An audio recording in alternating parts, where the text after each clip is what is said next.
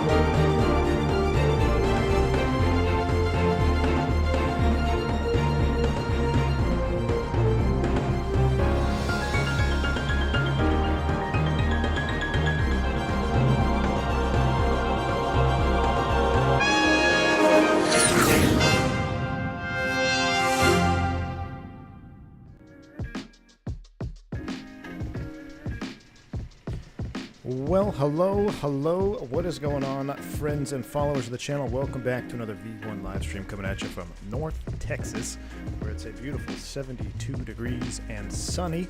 Hope everybody is having a wonderful Thursday, wherever you may be tuning in from, Thursday evening, Thursday morning, Thursday afternoon. Good day to you. Shout out to a couple of members in chat. Al W, fellow Texan. What's up, my friend? Good to see you. Kawaki Money Salute right back at you, sir. Benny, Kango 26, Shane Sendell, Tyson, Loader Pilot, Ivar Lundby. Mika Morgan is also in the house. Jeremy Harvey, what's up, man? Good to see you. Smoked chicken turned out deliciously. Thank you for asking, my friend. Miguel Torres, Korean Anderson is in the house. David Isaac is here. Brad K, what's up, my friend? Guys, today, Chris Duper joining the chat. What's up, man? Good to see you. Coming right to your neck of the woods there, Chris Duper, headed to Lost Wages today. I figured we're going to fire it up. This 320 update from Phoenix is absolutely awesome. So I did a couple laps in the pattern with it, trying it just to see how the landing felt and everything. And everything just felt so much smoother.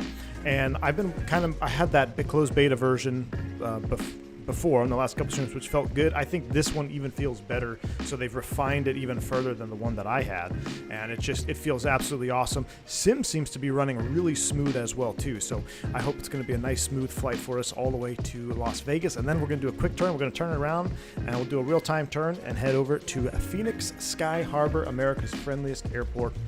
But I'm ready to get this show on the road. I hope you guys are ready. Hope everybody is good. Hope you've updated your Phoenixes, tested it out for yourself, because it does fly really, really good. Benny, you're just pushback? You're here for the pushback? All right, man. Well, yes, what you do on the ground is pushback? Nice. So yeah, we got GSX fired up as well. I should have some catering trucks coming over here. I don't know what Alaska's doing. That is interesting. Wow, look at that. We're starting to stream off with some shenanigans already, as XP likes to call them. Now that is something I've never seen before. Nose wheel pushback. This is what happens if you use a hugger tug too much. So if you use the non-tow bar aircraft too much, this is what ends up happening to you. So make sure you use a tow bar because that is very interesting. You know what? That's not it. I just figured out what it is, guys. I know exactly what this is. This is Alaska Airlines. They just got a new contract, so the pilots are freaking loaded. It's all their wallets. The 2 pilots up here, their wallets are so heavy that the airplane actually is nose heavy now during pushback because of the crew members' new contract. So hats off to them. Congrats on their new contract and their new pay rates. Absolutely awesome. Setting a new bar for pilots across the industry. Hopefully, many other airlines will follow suit, mine included, right? All right, so yeah, that's one I've not seen before. Pretty interessante. So anyway, let's go ahead and fire this thing up. Soul plane much, exactly. Man, we need to get some soul plane music in here, whatever. We do have the air stairs outside because it is a it is a non-jet bridged slot that we're parking at. So I don't know why my catering trucks didn't come. Request catering service, and we want to use, who do we want to use? LSG. Let's use LSG. And then let's go ahead and also get the boarding process started as well. We'll get off the ground here, 45 minutes. So crew getting to the aircraft. I know GSX, the way GSX loads it, I wish you could separate crew, but we'll go ahead and just do it anyway here. We'll start the boarding process now because they're going to send crew members over. No Alaska, just rotated backwards. Just rotated backwards. Yeah, it's interesting. That's an interesting scenario out there. Oh, looks like they've fixed it. There we go. Hi, it is what it is. Let's welcome to the wonderful world of Microsoft. Let's get this airplane fired up, shall we? 26.1, looking for 25.6 on the voltages. They look good. Listen to that old standby. Listen to that standby attitude indicator fire up. External power coming online. Let's go ahead and do our old school lights scenario here. Nose down, tail up. That's the way we like to push back. Jeez. Man, I love the sound of that gyro spinning up. Don't get to hear that very frequently anymore. Unless you're at a certain airline, which basically they all have old ones. Definitely request refueling before boarding or GSX will you be waiting for the fuel truck. Tony Johns, I'm not requesting fueling. Did I request fueling? I think I just requested catering. Yeah, I requested catering. We're not doing fueling because what we're going to do is, as a catering truck shows up here, we're not going to do fuel. We're just going to do instant load.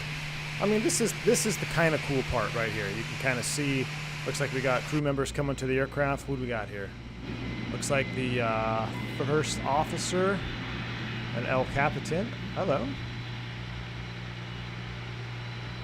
Oh, she's got a step on him. So it looks like they're going to be coming into the airplane here pretty soon. Look at that, come up the stairs. That is pretty neat. Not going to lie. I almost like boarding with air stairs in GSX better than I do using the actual jet bridges. That's pretty cool, though, to see that.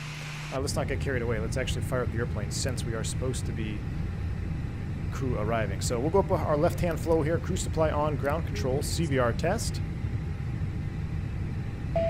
Burp. There we go. We'll go nav. Do status. Turn it on. On bat light extinguishes. Beautiful. There we go. That looks good. Let's get some overhead lighting on. The sounds. Did they? I haven't read the full changelog. Did they tweak the sounds? Do no smoking. We'll arm that. That should have been down. Missed that switch. Hey, we've got a working airplane today. No packs in op. No bleeds in op. That's always a plus. Everything looks good on the overhead. Fire test 1. Didn't know V1 had such nice legs. Jeez. Oh, Brad, you're in the car. The startup sound should sound pretty good for sure. They did tweak the sound, says David Isaac. Well, that's good to hear it. All right, that looks good. Everything looks good up there, and that should be lit up, but it's not. Cool deal. So overhead flow looks good. We'll come down here. We'll do a quick look at this. We'll do engines. Beautiful. Bleed. Well, that's not the one we really want. Hydraulics, we want to make sure. I tell you guys, I had a green hydraulic leak the other day, too. Yeah, we have to get that fixed. That looks good. And door, 1800 PSI. Beautiful. Everything looks good there. Check our left pedestal. Everything is off and good to go. Let's come down here and get the aircraft initialized. Jet bridges are never the right temperature in real life anyway. Jeremy, exactly. They never are, man. Especially I think American might be the worst at not heating jet bridges in the Northeast.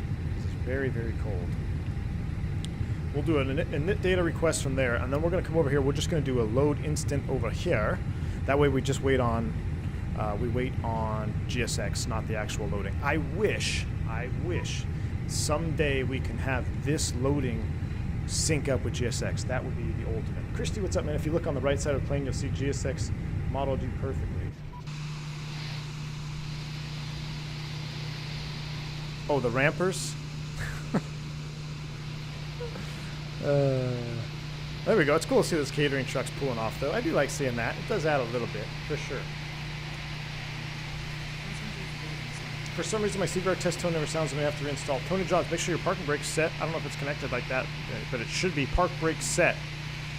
Should be one of the elements, and that has to do with the speakers and intercom, but I don't think that's modeled. But if you press and hold that test button with the park brake set, it should indeed pop off for you. So hopefully you get that. Here we go. Looks like we got passengers arriving to the aircraft. We're going to be boarding from one left and two left. Aircraft, yeah, 1 and 2. So because we have the overwing exits on this config. I loaded this bag super fast. Yep. Hey, man. That's what I'm here for. Let's go ahead and pull our uncage or attitude indicator. Are they planning on doing the IAE mod? Yes, Alex. They are indeed planning on doing the IAE mod. That is set there. We'll hit our magic barrel ref key, 3003 in the box. Cool. Let's come over here to the main initialization. We'll pull our flight plan. Oops, init request. And just in case we get any messages, we'll brighten up our DCDU.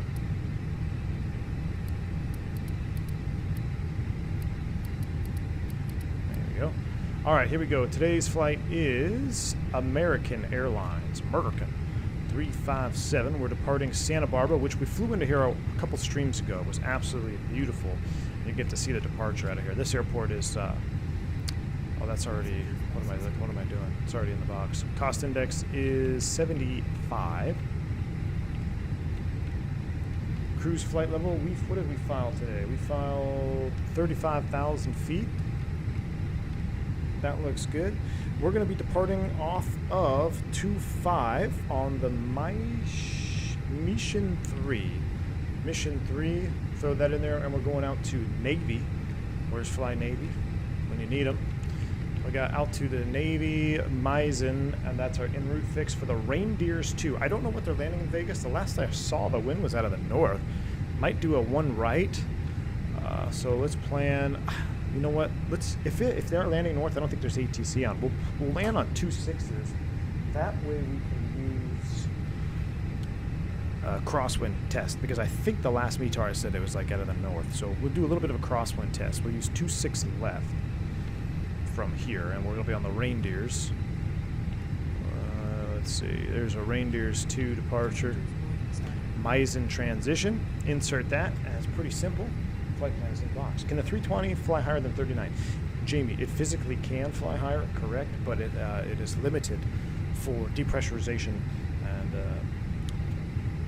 FAA requirements to keep it at 398 or 39,000 feet is the limit. Now, there are some configurations, such as the ACJ or in other countries, where they may have a limitation where they can actually go a little bit higher. But here in the States, passenger A320 aircraft are limited to flight level 398 or 390. How many add-ons do I have, Tobias? Right now, you're looking at pretty much everything default, except I believe this is a Payware Santa Barbara, and we're flying into a Payware Las Vegas. Everything else is pretty much default other than the Phoenix airplane. The internal sounds are much more crisp and defined now. Jeremy, okay, I'm glad you said something, because I didn't know if my ears were playing tricks on me, but I was listening to that myself. Let's do receive messages here. This is our prelim. We'll accept that. Let's finish up our box, and then we're going to get ready to roll out. So this is a particular interesting airport. If we have to come back, you know, we're really only going to land back here at Santa Barbara if we are not on fire. If we're on fire, or excuse me, if we're on fire, we'll come back here. Other than that, we'll probably go to LA or a different alternate, just because of the runway configuration here. We'd have to take a look at our actual gross weight here for takeoff, but either way, if we have to come back, we'll just set up the ILS 7, secondary perf, we got to get random failures on as well, just in case it wants to slap a random failure on us. We'll do 200 in the radio. No winds here. It's a calm, beautiful morning. Temperature off the ECAM is 18. Gotta love Southern California weather. And it was like 3003 or something like that. Should be close enough. Close enough for government work in the secondary. RadNav page, nothing to hard tune. At NIT B, we do want to complete this, so we'll take a look at our load here. 130.4 and 30.6. 130.4 and 30.6 done. And our fuel is 9.5. Ooh, I think they shorted us 100 pounds. We need a 9.6, but we'll take 9.560. So 9.5 will go in the fuel planning box. And then while that calculates, it is balanced. We'll go ahead and get our fuel tank pumps on, and we'll put the seatbelt sign on as well. Did I miss anything late to the party? Scott, welcome to the party, my friend. No, you're not late at all. We're just boarding. Passengers are boarding. Aircraft is aligning. We're getting ready to blast off from Santa Barbara to Las Vegas. Lost Wages. Lost Vegas? Ugh. Lost Wages or Las Vegas? Got to get it right. Looks like airliners landing one left, the other Jason. Okay, that's good. If they're landing one left, that means 2-6 will have a nice crosswind. And unless VATSIM comes on, we'll be able to really test some of the lateral control movements again with this Fenix 320, because that's been the topic of discussion and laid up in the latest updates, right? Is how does it handle in a crosswind? How does the ground friction handle? So that'll give us a little bit of a test to do that. Let's see, we got JetBlue and Southwest over there. We probably should get on Unicom while we're sitting here too. Let's get 122.8 in the Unicom box. Make sure the VATSIM sounds are down enough. Very good. All right, looking at our flight plan, we have 25 minutes extra gas. They fixed this too. So remember we used to get some weird negative numbers in here? This has been sorted, so this is much more accurate. 25 minutes extra gas, 1.9. We sure didn't get a ton of extra fuel, did we? 45 minutes. If I did a 45-minute reserve, oh, I got to do the 0045. Oh, if I want 45 minutes, which is the requirement for IFR aircraft, we only have 10 minutes of extra gas, so we really don't have a lot of gas to mess around with. We might even do a single engine taxi, which will be fun for you guys to see a proper, because remember the last stream we did single engine taxi on 2, we had the PTU going. Now we're going to do it the proper way. So that is set, no ATC on. What we can do is set our top altitude of 350. Yeah, the passenger animations are pretty good. We did found 35. 35 is set. Constraint mode is on once, twice. I'll throw terrain mode up on my screen. Put our VOR needles. Santa Barbara, JetBlue 5324. Going to push back from gate 2. We're going to face north.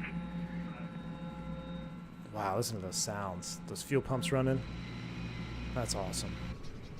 So I think, was that all the passengers, or are we getting more buses?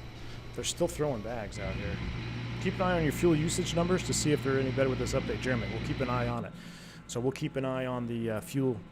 Looks like we're getting another passenger bus right here too. Awesome. 2-6 left will be a nice quartering tailwind. Perfect. That'll give us even better test of the controllability. I'm excited about the update. However, I don't know about you. I need the IEs already. I can't wait. Santiago, you and me both, man. Cannot wait to get proper IEs for a couple reasons. One, they look better, in my opinion. Two, there's more oomph in the IEs. There just is.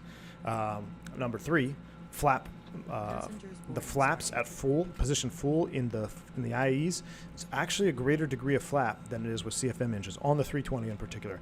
321, I don't think it's a little bit different, but the 320 in particular, there is a flap degree difference between full flaps with CFM engines and IE engines. IE engines, I think it's all the way up to 40 degrees, so you really get that nice steep looking full flap on landing. On the CFM, it almost looks like you're at flaps 3 when you're flaps full in some angles, but that's just solely based on the engine variant there. So proper V-Spirit ops, Lauren, V2500. I can tell by your name. You're obviously very excited for the IEs as well. So indeed, proper V-Spirit. That will be, we'll have a V-Spirit marathon. Here's the deal. IEs drop. We'll do a V-Spirit marathon stream, 2 legs or something like that. Flying proper IAE engines. Cannot wait for that. Andres, what's up, man? Good to see you. I'm doing well. Hope you guys are well. Glad to be here. Glad you guys are here ready to have a nice day of flying. Let's see. We got another message here. What do we got? That's our final. We'll accept that. Beautiful. Takeoff fuel 9.0. So actually, I would round that up to 9.1 in real life. All right, so since that is all done, we're just waiting for the rest of the bags and stuff. Let's do a couple other things here. Let's do our takeoff number check, and then we'll look at our departure procedure, and we'll get ready to blast off. We're going to take 2.5 for departure. It's dry, optimum, force toga, yes, packs on, yes. We'll sync the final load sheet, we'll sync live weather, and we'll calculate that. Our airline's moving back to packs off for takeoffs. Michael Nash, as far as I'm aware, a packs off takeoff is really only when it's deemed necessary for performance. So that's here in the U.S. Now, I know a lot of airlines, well, I know a couple of operators in Europe, they always do packs off. So it just depends. Here in the U.S., it's really performance driven when you would do a packs off takeoff. Santa Barbara, JetBlue 5324, 40, taxi 25, holding point 25 via Bravo Alpha Golf, Santa Barbara. 117, 140, 140. We're doing a flap 1, down 0.3, no flex. Those numbers are set. We can get rid of the fuel, and how are we doing? We got 144, 162. So we'll hang tight on the APU start just now. What we'll do is we'll plan our taxi out. So we really want to try to make sure we don't burn too much gas here. Well, you know, it is a short taxi to 2.5. I tell you what, I think we'll just start 2 here because we need our warm-up time. And by the time we get to 2.5, we'll be ready to go. We don't want to hold up and have to wait there waiting for engine warm-up. So we'll do a 2-engine taxi off the gate. Maybe we'll do a single-engine taxi on leg 2, but we'll start them up both here. We'll taxi to 2.5. And then as far as the departure procedure goes, we're on the mission 3, which is going to take us left turn here to SAR, Eden, Mission, all the way up. So all the way out to Navy. No other restrictions on the SID, should be pretty self-explanatory. That looks good for me. We'll go back to the perf data page here. Looks like the doors are closed already. Wow, that was quick. Okay, let's go ahead and get the APU fired up. Opinion on the new Turtle Beach Velocity 1 joystick. R17, I have no affiliation or experience with Turtle Beach, so unfortunately I'm not the person, excuse me, I'm not the person to ask about that. Fire up the APU here. Looks like there goes that JetBlue. Taxiing out, gotta love it. Gotta love it, gotta love it. Man, the sim is running so smooth right now. Very smooth. Do I recommend the Thrustmaster TCA Captain pack? Ruben, I think there are better options available depending on what you're looking for. I did a thorough review of that TCA pack, so check it out on my channel if you want to take a closer look at the video. The TCA pack is a good entry-level option if you want to have a lot of variety or options for variety. But in my personal opinion, if you're going after realism, there are definitely much better options out there. What are the height and eyesight requirements for flying? 20/20 vision, or you have to have corrected 20/20. As far as I know, I don't think there is any height limitation, so it'd be good there. Watch the APU spool up here. It's pretty realistic behavior of the APU spool up too. I've been paying particular attention to this in the real airplane. That all looks pretty good, how it took up the load. Now you'll see as we unload the GPU, you'll see that change down here on the APU page. You'll see the EGT change. We load up 41%. Cool deal. So APU is loaded up. We've got that on. We'll go ahead and disconnect ground power now from here.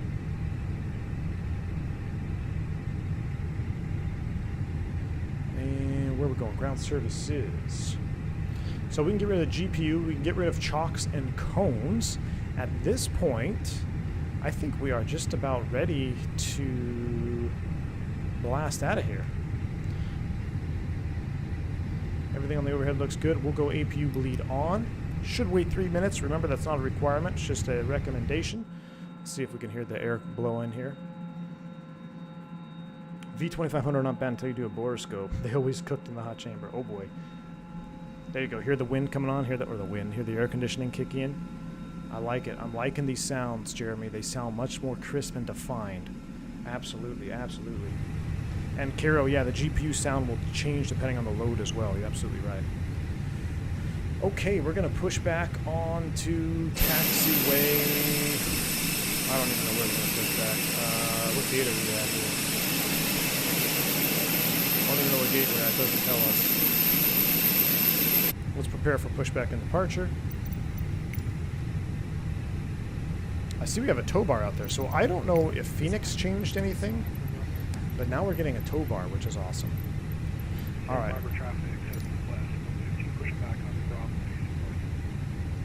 Do you want to start engine before pushback? No, not this time. So we will try to do nose left, or nose right, tail left, on to taxiway Bravo, Santa Barbara ground, American 357, pushing back from the terminal onto Bravo, Santa Barbara. So hopefully we will go nose to the right, because it's the way, so outside, so nose right would be this way. That's what we want to do. I think that's how they look at it. All right, let's do it before start checklist. Windows, doors, and slides. Waiting on those. Was that outside camera loud? Yeah. No, there is no sliders yet. All right, windows, doors, and slides closed and arm, beacon on, thrust levers idle, parking brake is on. Before start checklist is complete. What we'll do here is we'll squawk normal as well. We'll go TA, and we'll do on. Well, actually, we'll do...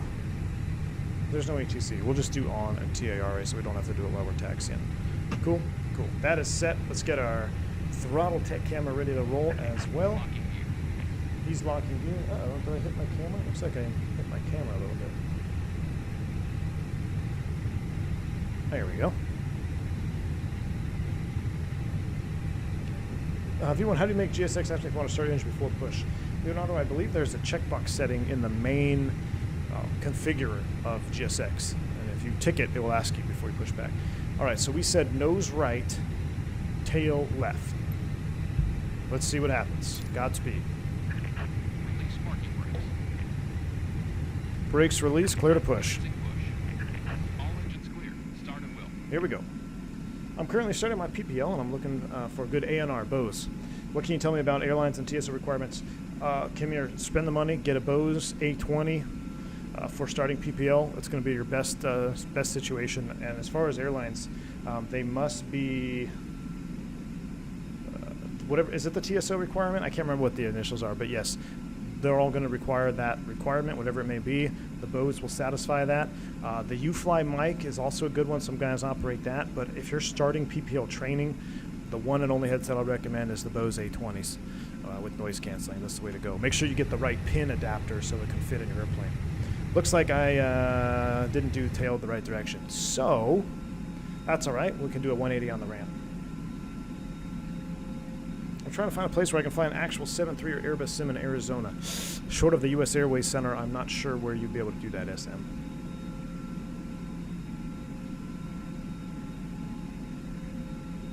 Bless your car speakers, Brad K. All right, here you go. You ready for it, my friend? Let's make sure we stop on the pavement, though. It looks like GSX is doing a pretty good job. And what we'll do is we'll do a full 180. Actually, we'll just make a left turn. Look at that pushback with the truck, huh? That is a proper pushback, although I'd be concerned about the nose wheel. Right on the line. That must be Mr. Blue Games in there. All right, let's go ahead and start engine, shall we?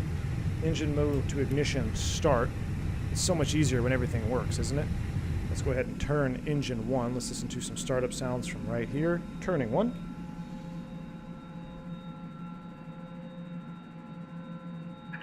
Set parking brakes. Brakes set. We have a good engine start. You can disconnect.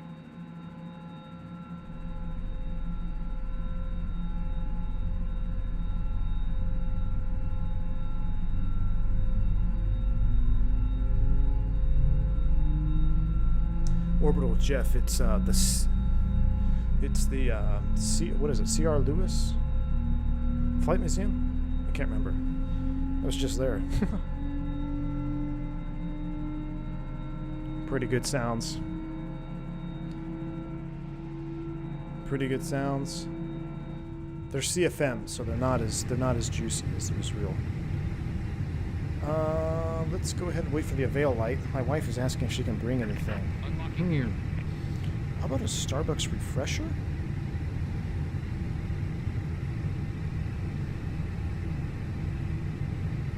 What do we want, chat? We put in our orders now for our in-flight meal service. All right, let's go ahead and turn 2. We're doing a 2-engine taxi out. Truck disconnected. Bypass vehicle. Left is clear. Right is clear. Let's listen to this startup. I'll try to be real quiet.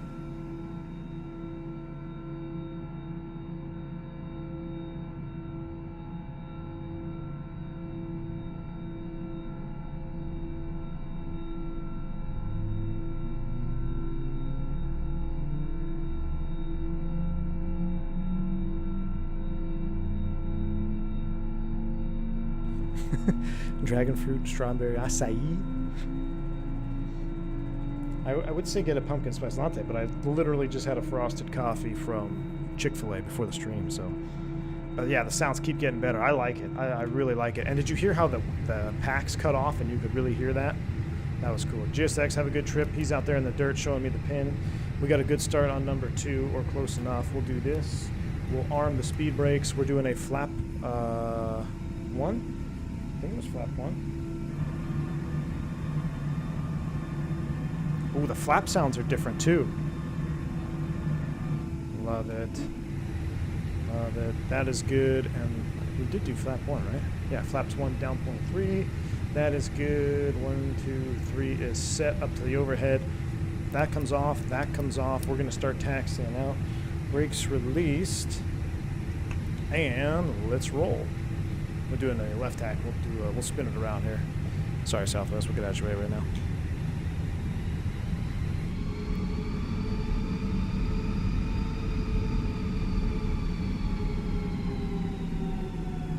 God, that spool up sound, that Right, Santa Barbara, JetBlue 5324, awesome. blasting off 25, quick turn on the Mission 3 departure, Santa Barbara. There goes JetBlue, Mr. Team Vodka, it sounds like.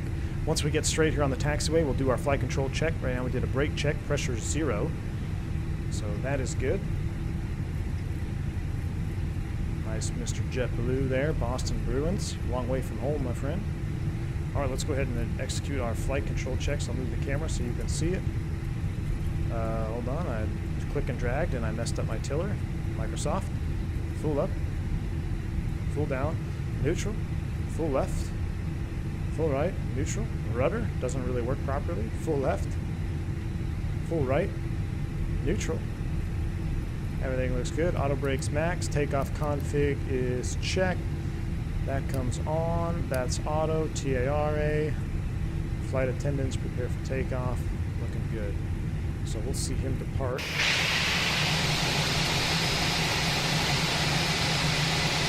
Back on the center line here.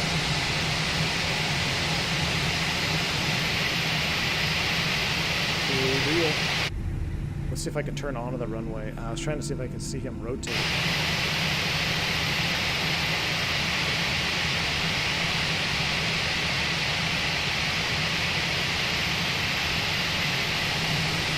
Cinematic departures here. Pretty loud outside. I'm turning the sound down. There he goes. Ooh, a little bit of a right bank there, man. A little bit of a crosswind, maybe. Santa Barbara traffic, American 357. I'm going to line up and wait on 25, Santa Barbara.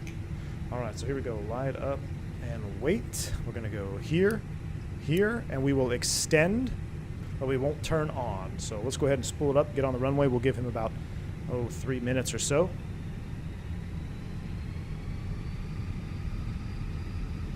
Done my first winter ops yesterday at Jackson Hole on the X-Plane 12. I skidded the last third like a figure skater, a lot to improve, but man, it was scary. Gustavo, that's awesome, man. Southwest 115, hold short 25. That's awesome, man. Not awesome that you were skidding all over the place, but at least you got some winter ops simulation. That's pretty neat. I think our next, if we can get the Airfoil Labs King Air to come back to X-Plane 12, we're going to have to jump into that. We may have to jump into a 319 stream here pretty soon, too. I'm starting to get the itch to fly 319 again. But I'm really hoping we can get some Airfoil Labs King Air situation. Let's not use up too much of our runway since we get relatively short. We'll give him about let's say 1 more minute here. Give him some spacing on departure. He's only 5 miles out.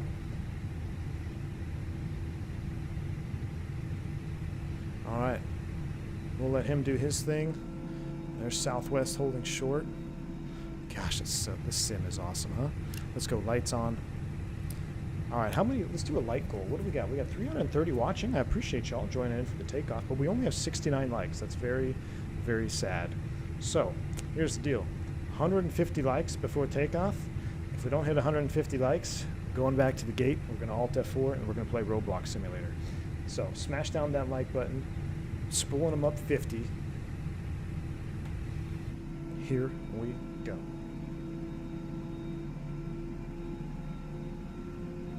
Santa Barbara traffic, American 357 departing 25, left turn, Santa Barbara. All right, here we go. Yoga's in chat, nose forward on the stick. Let's listen to the spool ups downs from right here. Phone call right at takeoff. Jeez. Yoga. That's awesome. A little bit off center line. Here we go. Mantoga SRS nav. Auto thrust is blue. Thrust set. 100 knots. Check. V1. Rotate. Positive rate. Gear up. Oh man, that's smooth. Navin. Fly with.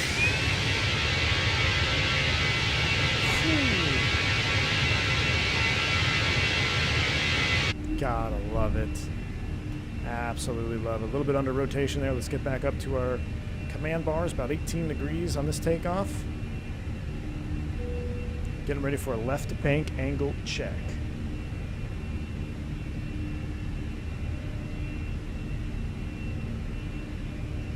All right, there's our thrust climb, or lever climb, excuse me. Go ahead, lower the nose. There's our positive trend. One click. Bank angle check to the left. Thrust climb, climb, auto thrust. And check out this Santa Barbara departure. I don't think we've ever taken off out of here on stream, but Santa Barbara is just a stunning place to fly in and out of. Look at that. This is why I picked this airport again, because it is a very, I think it's an underrated, underappreciated airport on my channel, no doubt. I think this is the only second time we've ever streamed in and out of here, and it's absolutely stunning. Look at that coastline. I actually like kind of looking at the water here too. Light winds. You can even see the slicks, like where the shad oil slicks and stuff in the water. Freaking awesome. We disarm the speed brakes. Phantom's job. Let's check an outside view real quick. Oh, come on. Is that not fantastic? Jeez. Does anybody know where to buy the GSX? Tobias, just buy it on, just Google it. Literally just Google GSX for Microsoft and you can buy it. I think it's Just Flight, right? Is it Just Flight? I'm sure someone in chat will help you out. Got one more bank angle check to the left. Then we got S-speed coming up here. We'll do a flap retraction from right here. Let's go flaps 0 after takeoff checklist.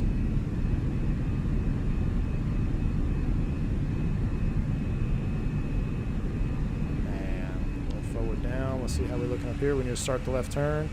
Bank angle check to the left. Accelerated to 250 knots. I mean, this is real life. This is virtually real life. FSprojects, thank you. Phone call at takeoff. This is crew scheduling, sir. Gustavo, you scared me because they actually left the voicemail. I'm gonna have to see what it is because somebody left a voicemail. I'm actually gonna check that out real quick here. What if it is crew scheduling? So let me straighten her out here. We'll go autopilot 1, and I got to make sure I just didn't get a reassignment.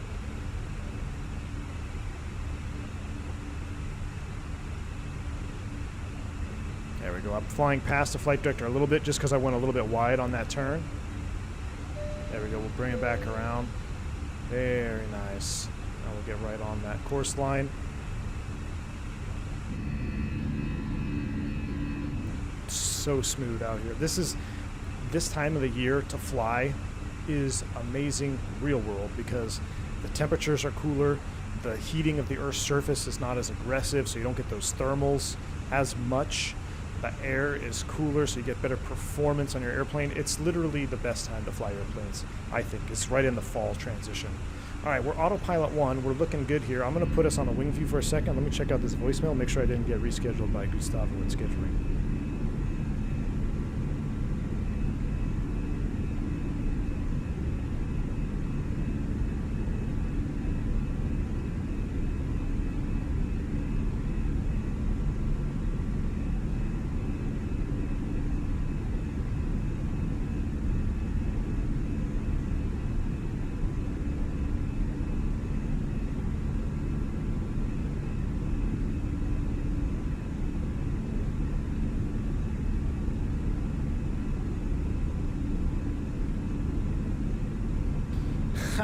Okay, well, it was a very important phone call. I'm glad I listened to it, but it was not crew scheduling. So we're good to go.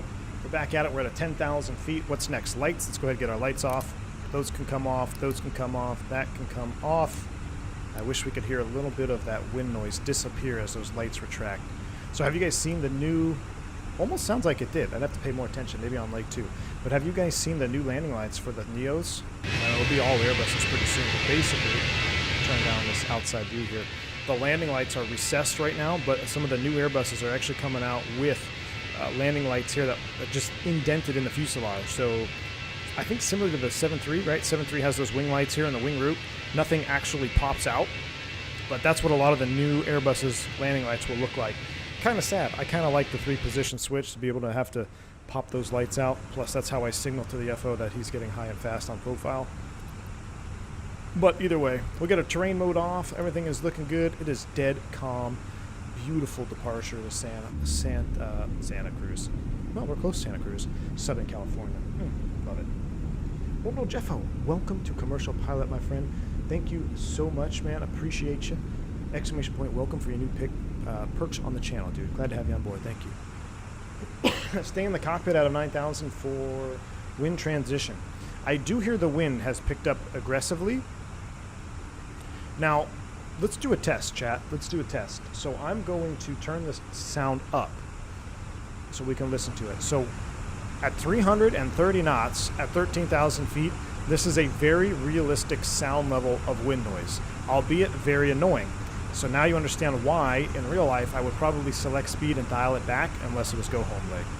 So let's see if we can get this wind noise to dissipate at all. This is a high level sound encoding situation here. Let's see. So real world, if I was doing 340 at 13.9, it would be pretty loud just like this. I would probably scroll it back to, let's just try 300. Let's see if we can hear any difference at 300 knots.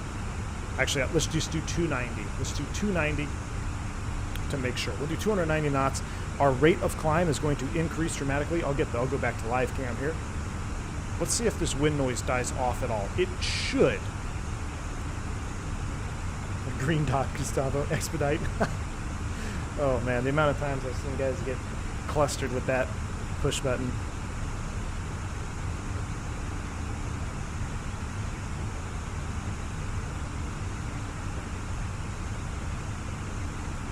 I don't know if it's getting quieter.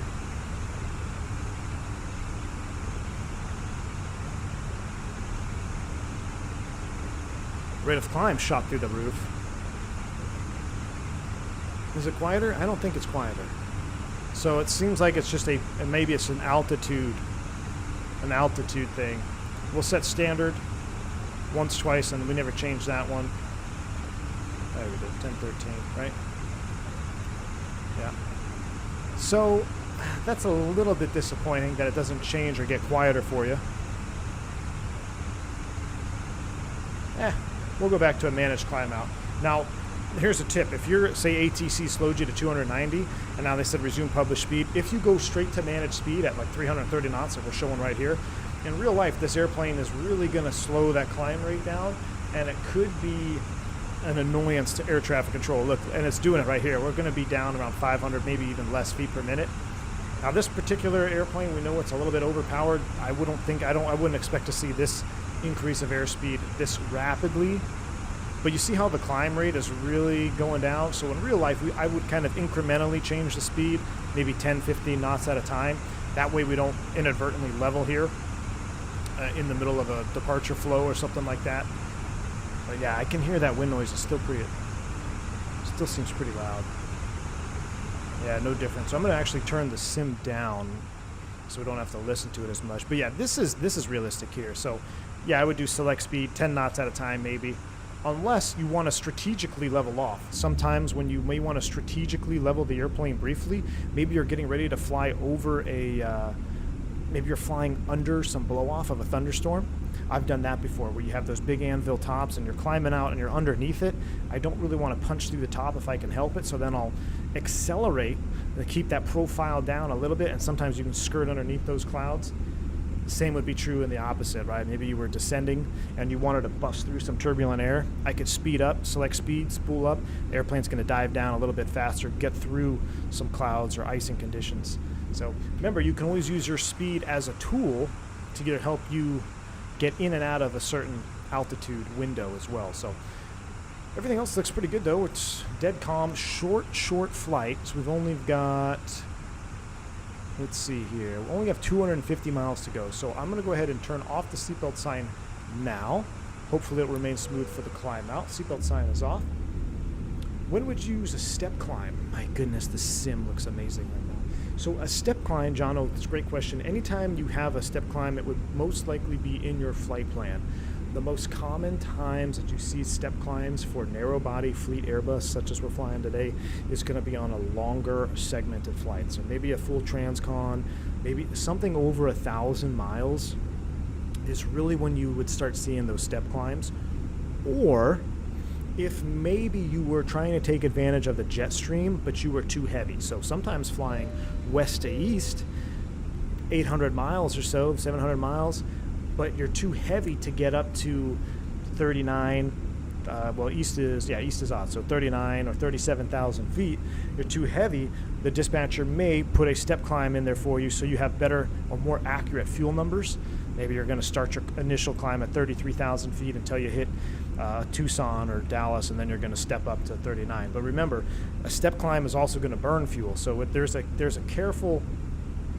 is a mathematical equation that goes into it, because you have to determine if the amount of fuel burned to get to that step climbed altitude is worth the fuel savings you're going to have at new cruise altitude. So typically you only really see that on longer flights. I'd say, I don't know if I've seen it anything less than 700 miles. I think you've got to really be going over 700, 800 miles, unless it's something funky, maybe turbulence avoidance or something like that. As far as performance is concerned, I really don't see those really impacting the flight plan until you're 700 plus miles. Iron Man, thank you for the continued support, my friend, of 9 months. Hello, good sir. Glad to catch another stream. Iron Man, Mr. Tony Stark, always a pleasure to have you on board the chat, my friend. Welcome to the stream. Glad you're enjoying it. I just want to do a quick shout out to you guys and say thank you for tuning in today. Good turnout. Last minute stream. Got 300 viewers. You guys are awesome. I am streaming today with a very loaded brain. So there is a lot of stuff going on in my personal life right now, and I literally am streaming today because I wanted to get my head off of, I just got to think about something else, right? So I'm here today. I'm glad you guys are all with me today in chat, asking questions, talking about flight sim. Absolutely awesome. So I want to thank you all personally for tuning in live today, and I think it's going to be a great flight. We're going to do a turn in Vegas, head on down to Phoenix, or no, excuse me, not Phoenix. We're going to go into LAX. We're going to check out the INI LAX again. I did update it, so we got the updated LA. Oh my goodness, screenshot. Can I get some juicies in chat? Are you kidding me? No, I don't need juicies. I need Kool-Aids in chat. Look at this view here. Are you kidding me? This is real life. This right here. This is real life. Tony Johns popping off 5 gifted subs. Tony Johns, you're an absolute legend, my friend. Thank you. Guys, if you just picked it up here, Michael Davis, Jens Waldron, Raging Lightning, Will Smith. Are you Will Smith actual? Mike Kingdom. Make sure you say thank you to Tony Johns for another generous donation of memberships. Make sure you check out the community tab. If you did pick up a membership, you get to see some shorts videos. I think the last one I did was pretty sweet with the lightning. You know how long it took me to record to get that lightning phase in that last shorts video? Because every time I would hit record, the lightning would stop. So but you get access to those. You get access to the V1 After Dark section in the Discord, and of course some podcasts, which we're probably going to do a live podcast here this week. I do have to fly. What's today? Thursday? Was I supposed to fly? I think I'm flying normal check. I'm going to be flying here pretty soon, but we are going to do a live podcast again here that will be for members only as well. So, how'd the chicken thighs turn out? Marcus Bell, pretty darn good, my friend. Pretty darn good. Absolutely awesome. Tonight, I got to figure out what we're going to cook tonight. We've got Thursday night football. Who's playing tonight? Who is playing tonight? Boris, thank you so much, man. Glad to have you on, man. MinFam, yeah, we're going to do, and what I like is, so let me mess with this here. I can start Q&A, answer questions live. What does this mean? Say something. Start Q&A. Oh, I'm looking at, I've got some new audience stuff here. Huh. I'm looking at like these new tools in YouTube here. I guess so I can pin each message. That's cool. All right. I'm trying to see what we can do for a live podcast here with the chat box. Pretty neat. Chris says, I would love to see a day in the live stream where you fly a whole working day according to your schedule on an interesting day. Chris Levin, that's a good point, man. I did a day in the life of a regional pilot when we did the Piedmont historical stream. That was an all day, what was it, like a 13-hour stream or 12-hour stream. We did real time, 3 legs, 4 legs, absolutely wild. Ooh, Bucks and Ravens tonight. Oh, man. Old Tampa Bay and... Oh, dude. That's going to be... Who's going to win that game? I think the Ravens, right? I hope Tampa Bay wins tonight. I want to see Tom win. I'm pulling for Tom Brady, the GOAT. But I don't know, man. They've been playing pretty terribly. Gustavo, you out of here, man? See ya. Thanks for stopping by, dude. Sorry I missed your message up there on top. But thanks for stopping by, my friend. Dallas, 1152, welcome. Could I grab your camera CFG file? Tom C. Exclamation point wing view. Wow, listen how loud it is up here. Let's go ahead and let's do 7-8 Mach on the climb out. Tom C. Exclamation point wing view. It'll tell you how to bind your keys. Okay. The easiest way to do it is you can just move around. You just move around when you have your keys bound properly, and you can literally go bind any wing view you want. That's the best way to do it. You don't need a CFG file. Just watch that video XP72 did, and don't worry about editing text edits. Just go to the part where he explains how to set your key bindings. That's all you need to watch for the Fenix in particular. Watch how he has the key bindings for that, and then you can move around the cabin freely and set any wing view you want to see. So that's my suggestion for you. You don't need a CFG file or anything like that. That's nonsense. Just have your keys bound, and you can open the cockpit door in the Fenix, and you can walk anywhere you want and set wing views. This is DirectX 11, I believe. Maybe it is 12. I don't know. It's running smooth, though. I tell you what, though, this update on the Fenix, I feel like I don't know if it's just my sim, but I feel like the performance is much better. We'll have to see when we land in Vegas, though. It's good that we're flying to Vegas today, because Vegas is probably the most frame-heavy airport in the sim. The Fly Tampa Vegas. So we'll see how it feels when we fly in there today. There he is, the legend himself, XP72 in chat. Man, good to see you here, XP. Hope you're doing well, man. Hope family's well. Hope you're good. There he is, folks. If you want to the camera view, exclamation point wing view, it is XP72's video. He is the man for getting wing views set up on all aircraft, not just the Phoenix, but on all aircraft. If you bind your keys like he describes, you can get wing views to almost any aircraft. But awesome, man. Good to see you here, XP. Hope you're doing well, my friend. Jets are going to smash the Patriots on Sunday. Brad K, don't say that, man. This is the thing. Frickin' Breece Hall is the only guy scoring touchdowns on the Jets, and he's out for the season. I would rather take a loss in Denver than lose Breece Hall and AVT. So I'm totally bummed about that. We'll see. I think it was a good pickup by Robinson to get Robinson here, but I think I might be flying on Sunday, dude. I don't know. I'm going to be really sad if I'm going to miss that game. But it is Patriots week. Here, at the end of the day, though, we're 5-2, so if we lose the next one, either here or we'll probably lose against the Bills, we still should come out okay. But if we can steal a division game here against the Patriots, it would be absolutely amazing. What do I think of the Philadelphia Eagles? You know what? I didn't think they were for real, but they seem to be for real now. You know, being a Cowboys fan, I don't love the Eagles per se. I will say, though, watching the Eagles play on TV is pretty cool when they're playing in Philly, because the amount of times when I was based in Philadelphia, the amount of times I flew over that stadium, and as a junior FO, no seniority, I couldn't bid weekends off. I was flying over that stadium pretty much every time they had a home game. So you'd see the lights on, the players out there landing on 27s in Philly.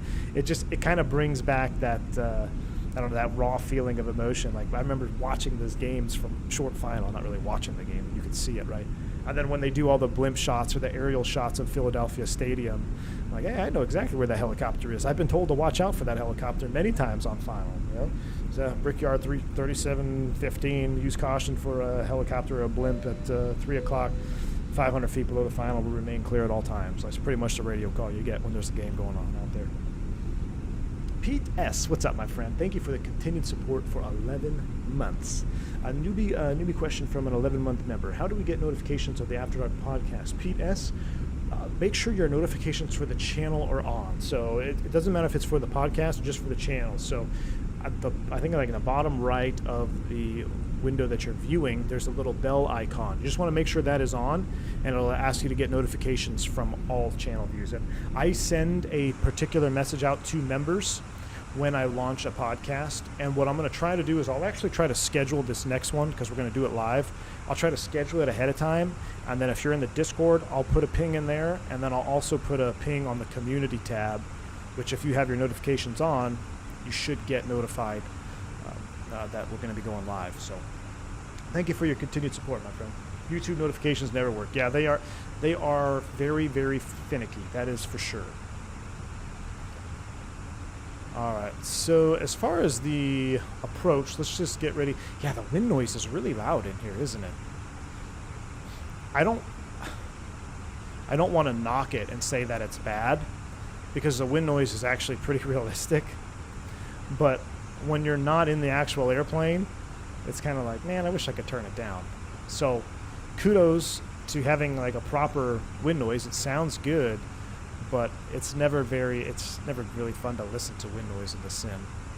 But hey, this is realism, right? Okay, so we're going to do the 2-6 transition just so we can land with a Quadrant tailwind. So ours is going to be Bourbon at 8,000 feet. So I'm just going to set 8,000 up here initially so we don't forget. This is a super short flight. In real life, we would be talking about this pretty much in the climb out and briefing our approach on the way down, because that's how short of a flight it is. So that is set. I'm going to put terrain back up on my side. Let's pull some weather from Las Vegas. Jeremy says, I lived in Maryland for a long time and so sad to see the Ravens are doing horrible and everyone blames the coach for everything. And that's the price you pay for being a head coach of a football team. But at the end of the day, Jeremy, those men make a lot of money, whether they're players or coaches, and they are paid to perform. So when the performance isn't there, the criticism that they get is warranted, in my opinion. And that just comes with, I mean, you're talking about generational wealth. You're not making enough money just for you and your family. You're making enough money for your family's lineage forever, essentially. That's how much money these guys get paid. So that's with more money, more problems, right? Go Giants. Hey, the Giants are for real, man. Tom Pasco, yes, I have my own waypoint.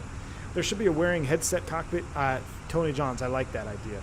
I like that. Even though I don't wear a headset in the real Airbus, other than like up to 18,000 feet, then we take them off. We call them ship sets. They're just little light Telex headsets. But you're absolutely right. It would be cool to have that in the sim, because then you could minimize that outside noise a little bit. Would be a good option indeed. Some guys wear noise canceling stuff, but not very many. Not very many. Now in the Boeing, it's a different story. That airplane is pretty dang loud. Like right now, I feel like we're cruising at 80 Mach. Yeah, we're doing 80 Mach. At 80 Mach, it is a little bit noisy. This looks like it's illuminated, but it's not. All right, Las Vegas. Let's put in our perf data here. Approaching, 030 at 11. We need to do a crosswind component. This ought to be good. 030 landing on 26. That's going to be, that's going to be spicy. Maybe we have to land the other way. I don't know. Let's just see what happens. Temperature 15. Should we do flap 3? Gusting 18. And QNH is 3020. Who's good at math? What's the crosswind component on that? You're doing one left, Team Vodka? All right.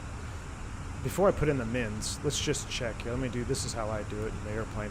So we're landing 26, right, which is right here. And 030. Ooh, that's a quartering tailwind. Oh, that's spicy. Maybe we should land... What's the opposite of 26? 8s? We're going to be way high for that.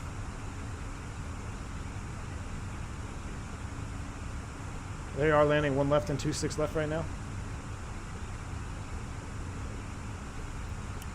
Let me just... It is 26 and 8 right. Could land 8 via headwind, quartering headwind. Let's do it. This is going to mess up our whole box. Let's do this. Let's go ahead and pull heading. American 357.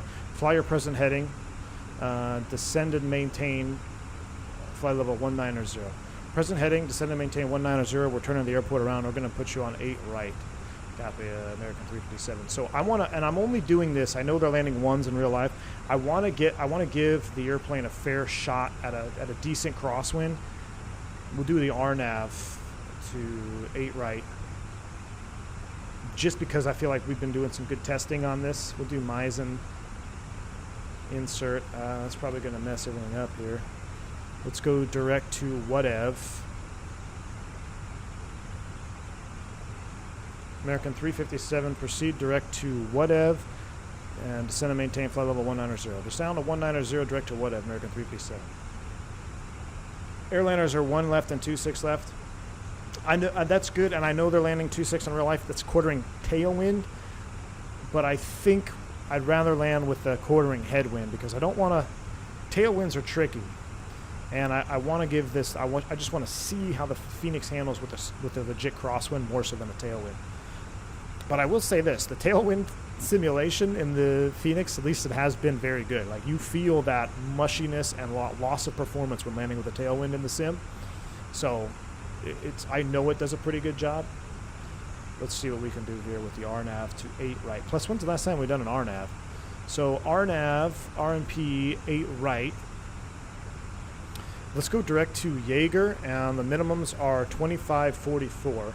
So we're going to do this, 2544, next phase here. And do we have Jaeger? Up it, up it, up it, up it, up it, up. I think our flight plan is a little messed up.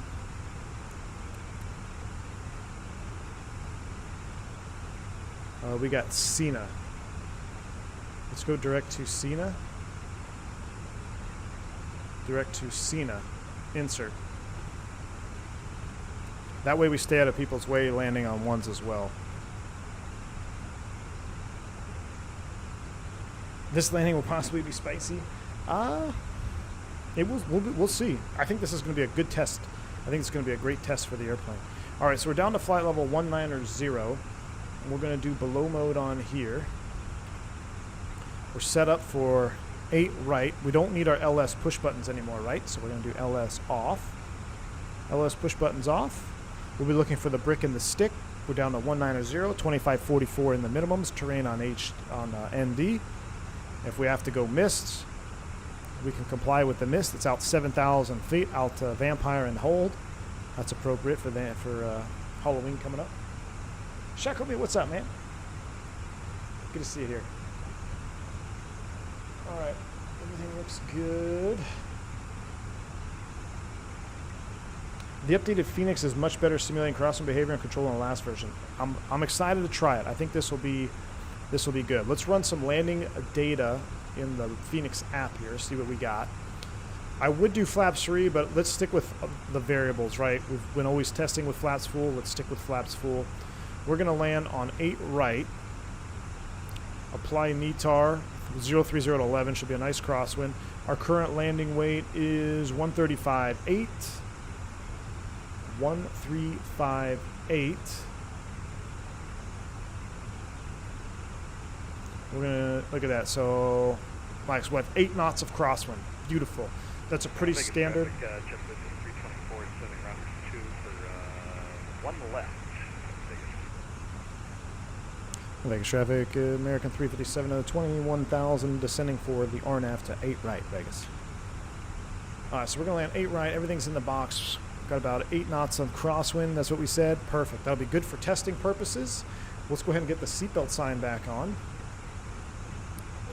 Did I press the button down here? Yeah, why do we have pressurization on? That looks good. Too steep path. We know about that. We're looking good. Let's enjoy some views coming into Vegas, baby. This sim never ceases to amaze me. I'll tell you what, man. Oh, whoa, I just did something weird on my desktop. I don't want that. Let's hide you. I like maximized one tab and everything went away. There we go. Dedicating this shot to everyone in chat and V1. Cheers, boys. Here, Brad, I'm right back at you. Cheers, my friend. You actually managed to float the airplane yesterday unheard of in the old flight model? Oh, yeah. The one landing I tested it there in Santa Barbara. It was very, very good.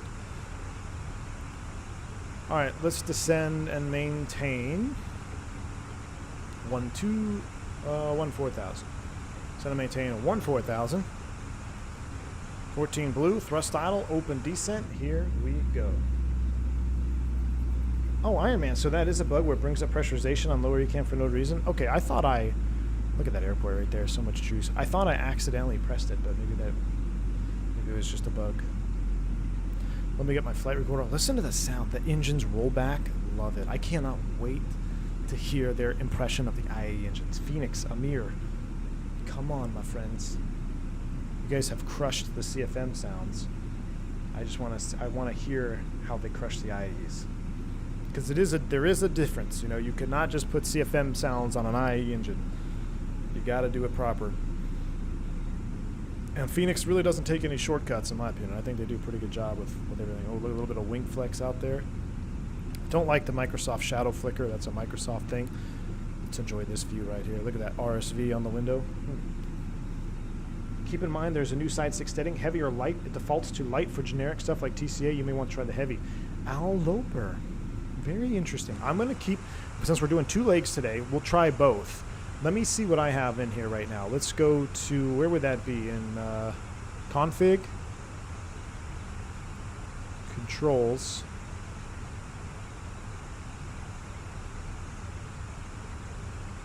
side stick,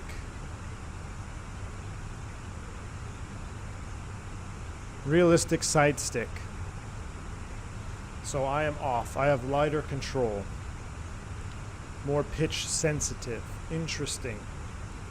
All right, now I've got it off. Let's leave it in off just so we have a good comparison. Maybe we'll do I won't say we'll do a touch and go, but if it feels awkward, then we'll try it on heavy on the next one in Phoenix. All right, let's go ahead and set our barrows. 3009 is set. If you guys saw me in the shorts or in the V1 After Dark section, I tried pressing B in real life. It did not work. It would not set my altimeter for me.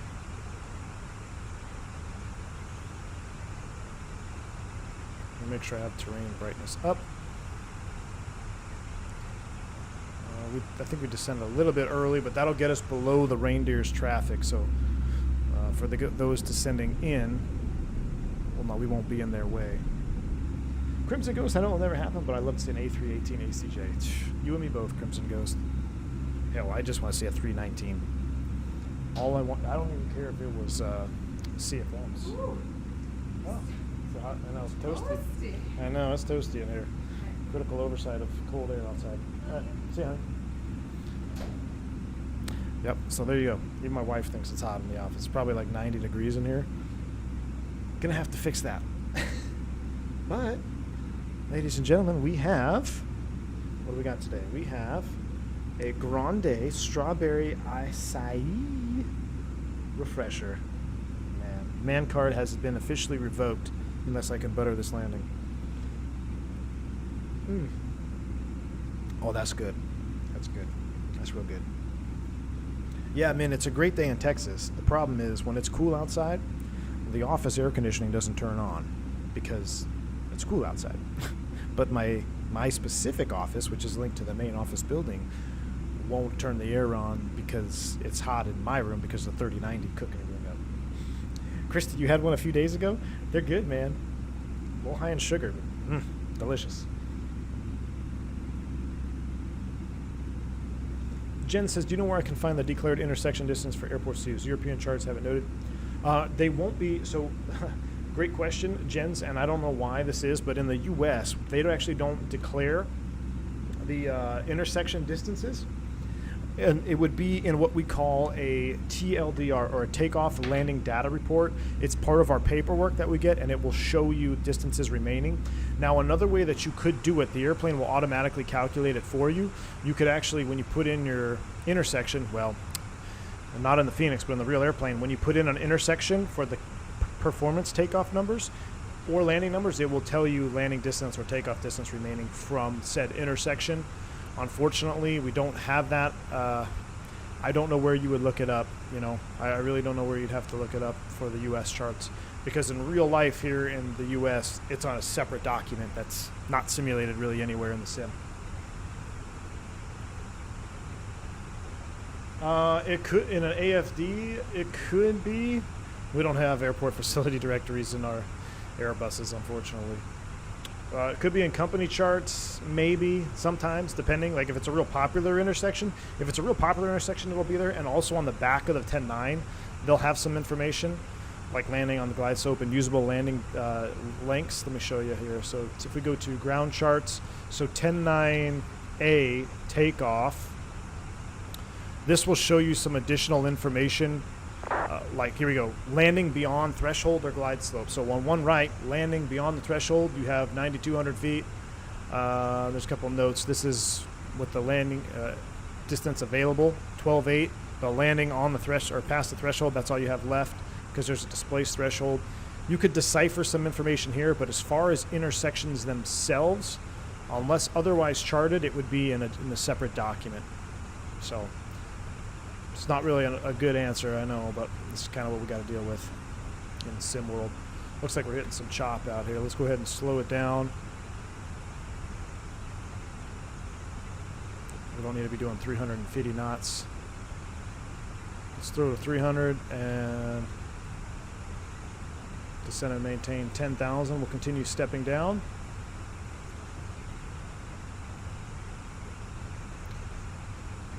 .21 miles from ceiling. Yeah, we're a little bit behind the 8 ball, so let's actually do this. Let's slow to 250. We'll slow to 250. We'll set 7,000, and then we'll do this. We'll go activate, confirm, and we'll get our lights out, help slow us down a little bit as we get ready to go through 10. We're a little bit early. Some of that drag will help us slow down, meet that 250, 10,000 restriction.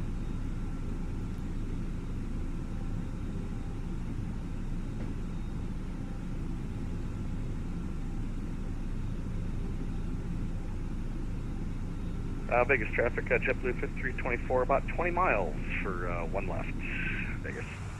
So he's about 20 miles out. Since we're landing 8 right, let's go to our Prague page. Let's do this. Let's do Las Vegas 08 right.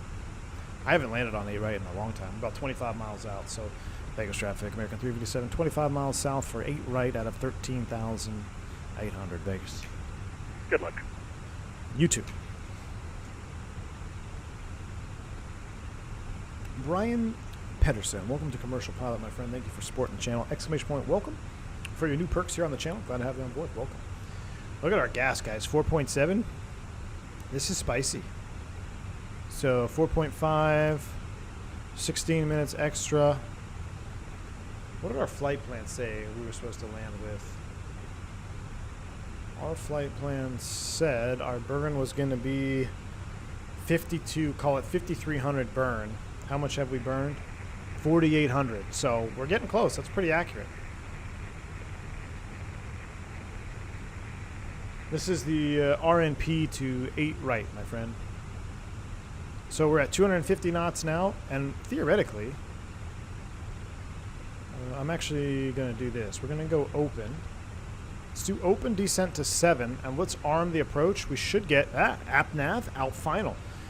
Very realistic. We can do it outside of the final approach fix now on these modern Airbuses. So now we just got to catch up. We're a little bit behind the 8 ball here. Let's get some spoit brakes out. Let's get some spoit brakes in chat. Let's see if we can catch up to our profile just a few hundred feet high. Roberto, what's up, my friend? Good to see you.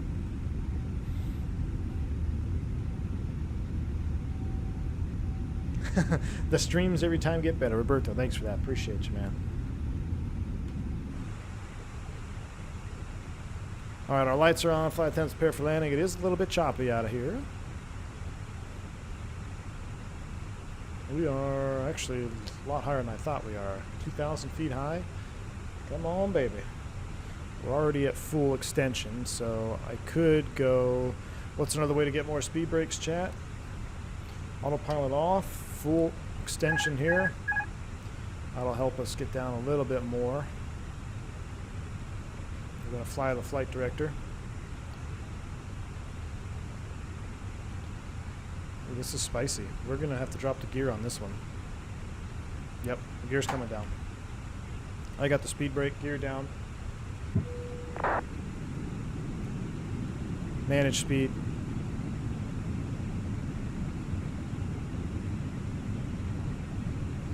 Let's go sounds up a tad. Ooh, look at that. Look at that tiger tail coming up to bite me there. You gotta be careful. And let's go recording on... Biggest jet was 24, 10 miles. How about that? Recording is on. So he's 10 miles for one left. He's over here. Speed out star. Let's do this. Let's go auto thrust off. And we're going to set like 4,000 open. We're riding VOS. Flaps 1. There's final lap. There we go. Stow that. Alright, we're back. Man. Final lap. We caught it. Jeez. There's VFE next minus 10, flaps 2.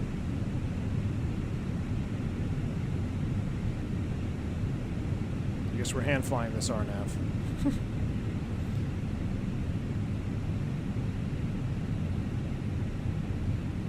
Don't really want to slow all the way down just yet, so let's give it some juice.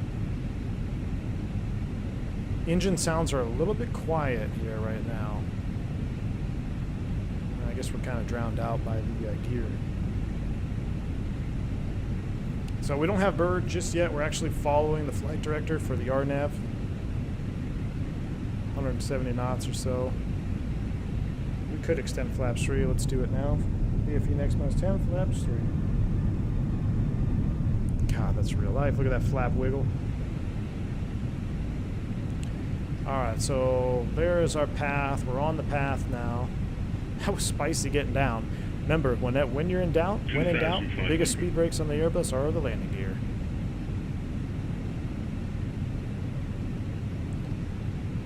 So look, yeah, we're not going to cheat. We'll just fly the approach, and then because I don't have track IR, once we roll out on final, we'll be looking good.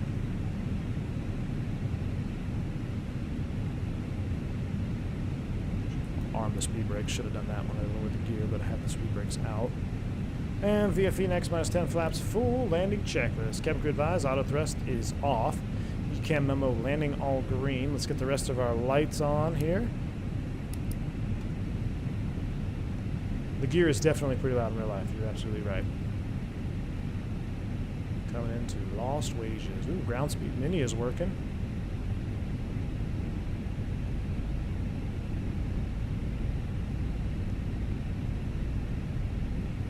Biggest traffic, JetBlue 5324, 2 miles, 1 left. Vegas traffic, American 357, about 5 miles for 8 right. Vegas. Alright, we're on speed. We got 4,000 set if we have to go around. I know it's 7,000, but we'll get that in the go if we have to go around. He's landing on 1, so we can expect to see him cross right to left. Man, I haven't flown 8 right approach in forever. Alright, here we go. 15 knot. We're going to have 15 knot crosswind on us here. This is what we want to find out. I'm going to do auto brakes low as well, so I don't mess with the rudders. I just want to fully focus this on the feeling of the flight model here with the crosswind. So we'll do auto brakes on this particular one. Plus, it's always good to use auto brakes in crosswind. Helps keep those brake temperatures even. Alright, there's the traffic. There's that JetBlue that took off in front of us. So we got him in sight. Cool, that's pretty cool to see that happen, huh? That's pretty cool to see him. So I don't like that I can't hear the engines. right now. So we're at 63% thrust, and I've been paying particular attention in real life. I've been hand flying these approaches, and I can hear, I've been impressed with how much I can actually hear from up front when I'm manually using the thrust, 319 specifically, 320 also a little bit, but a little bit less. I can hear the engine changes, even if I'm only changing it maybe 2 or 3% of an N1. So I'm a little bit disappointed in the lack of N1 sound here at low power. I don't know if it's being drowned out at all. Let me see if I can bump up the sounds here real quick. I'm going to bump up the sim sounds a little bit, but yeah, it's need a little bit more engine oomph.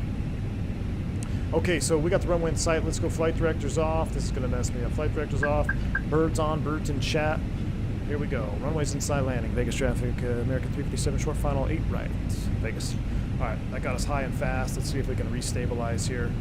Sync rate is over 1400. Check.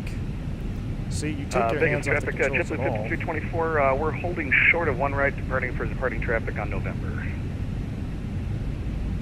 100 above. Wow, 500. look at that wind gust. This is a gusty day in Vegas. All right, well, there's one red.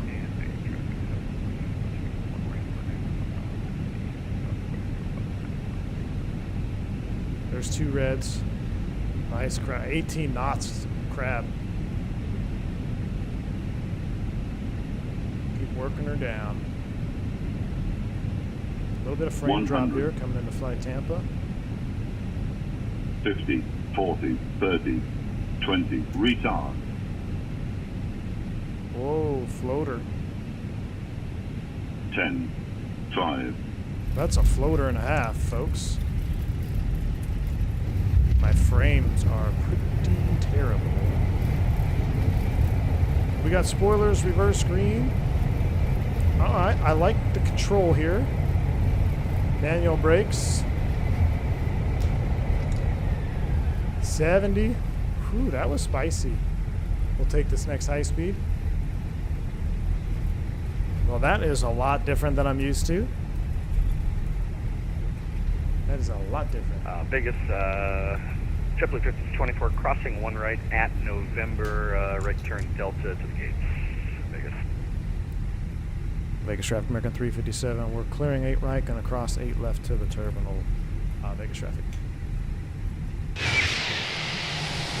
Nobody's on final. Yeah, so good old flight Tampa coming after us here with the frame drop. We'll analyze that on replay. Yeah, Chris, it's definitely from Flight Tampa. I can see a Southwest out there taking off. All right, we are clear left, clear to cross. And then we'll reconfigure short of the post this side.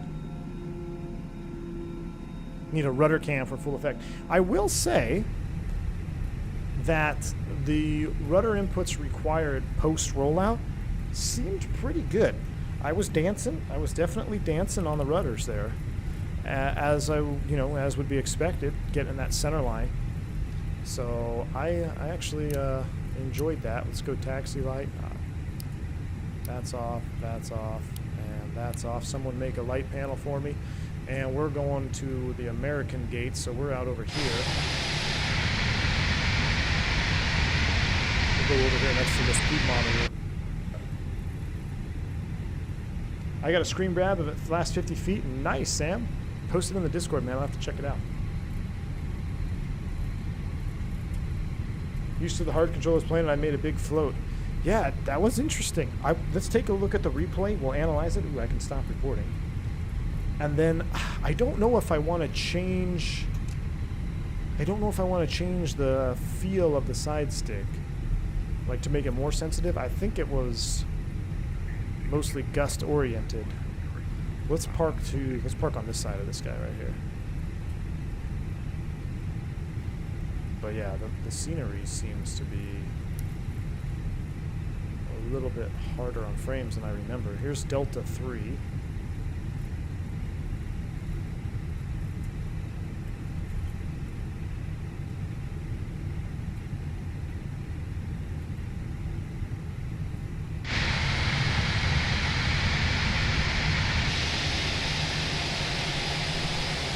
Gotta love that.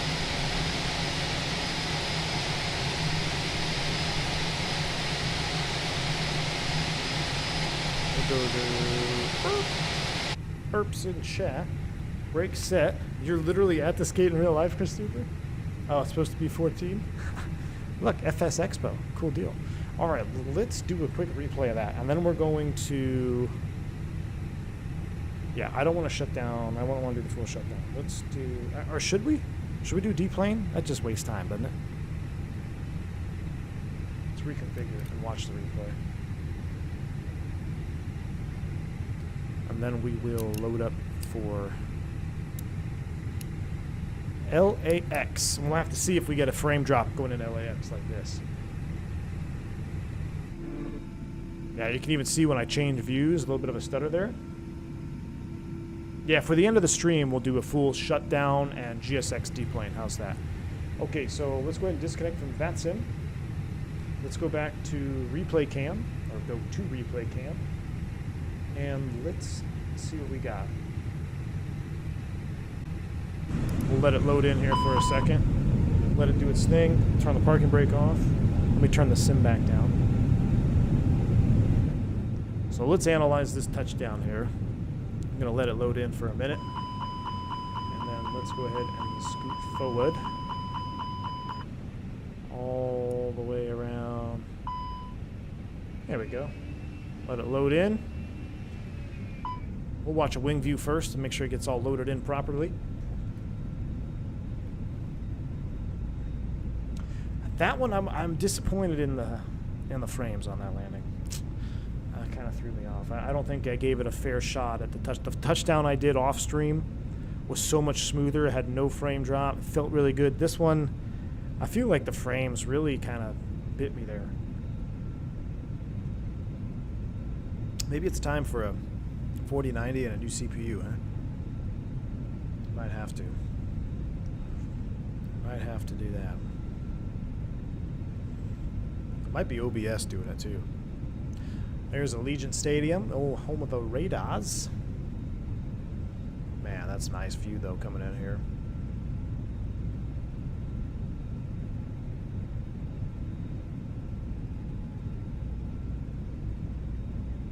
That happens when you with Flight Tampa Vegas. It bites you when you least expect it.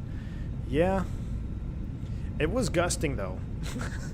I mean, it definitely was. I mean, look, I'm definitely working.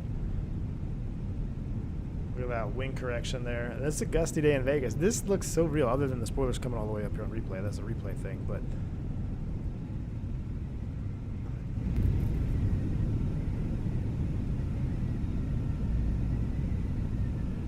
Power out. Maybe we hit a gust. Almost had it. Hold it. Touchdown. Alright, let's see what that looked like outside. I don't want to pop the reversers or anything just yet. Let's load her in. Let's see how we did here. So we were on path. We got destabilized when I had to turn all the flight directors off. That happens every time. Maybe I can bind those. So we're working the gusts. 18 knots.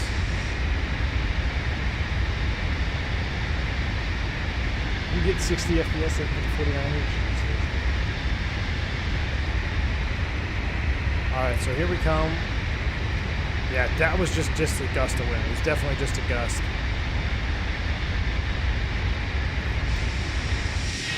I mean,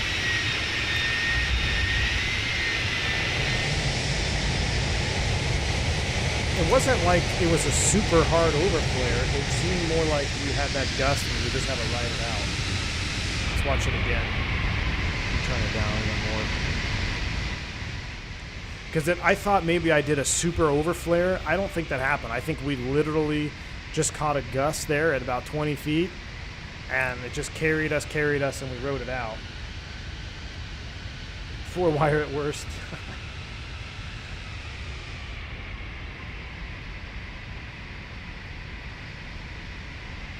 I mean, the gust simulation is pretty good. I mean, it's challenging to land in gusty winds. There's no fans or buts about it. So like we had, like, yeah, we didn't even really start flaring there. Like right here, we just hit a nice gust and it just carried us. We're just like, whoop. Oh, I'm like, okay, hold on to it, hold on to it. Now here's the moment of truth, right now. So right now, when you get a gust like that, this is your moment of truth. You can either let the airplane settle down and touch down, or you can try to butter it, and then you're going to be way long. So I elected to just, what I would do in real life, just let it settle. You can see there's no extra flare. I literally just let the airplane settle. A little bit firmer touchdown, but that's what you have to do to stay in that touchdown zone when you get carried past 1,000-footers like that. Let's see, do we have any cockpit information here? Let's see. Yeah, the wind never seems to be as accurate as it was live. But, I mean, you could definitely see it's going 14 to 9, 14 to 9. We're coming in. 40, 30, 20, retard. Like, we're holding a good pitch attitude and just, yeah, boom, it just, whee. 10, and then you start going below VLS. It seemed like a pretty good simulation, I'm not going to lie. It wasn't a great landing, but it seemed like a pretty good simulation. All right, let's watch one more here, and then we'll turn the airplane around.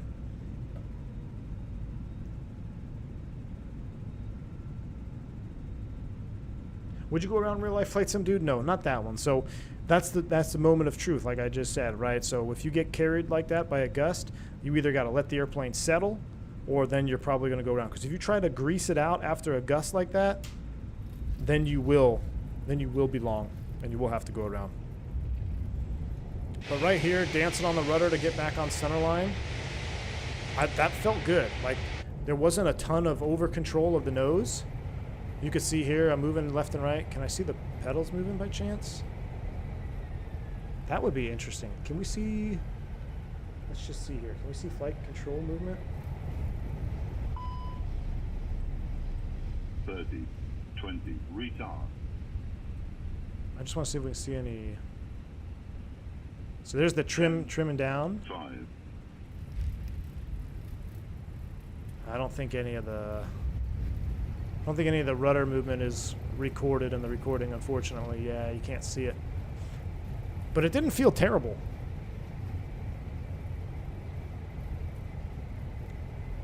It didn't feel terrible. Let's fire up again. I tell you what, let's fire it up again. Let's do a crosswind takeoff off 2.5. Ooh, I don't know. One departures are pretty sick. Do we do crosswind takeoff, or do we do a juice departure over the strip? That'll be the poll. And then I'm going to give you guys a full replay to watch. We won't even do be right back screen. We're just going to turn the airplane around and head over to LAX. Let me put up a poll. So for our next departure,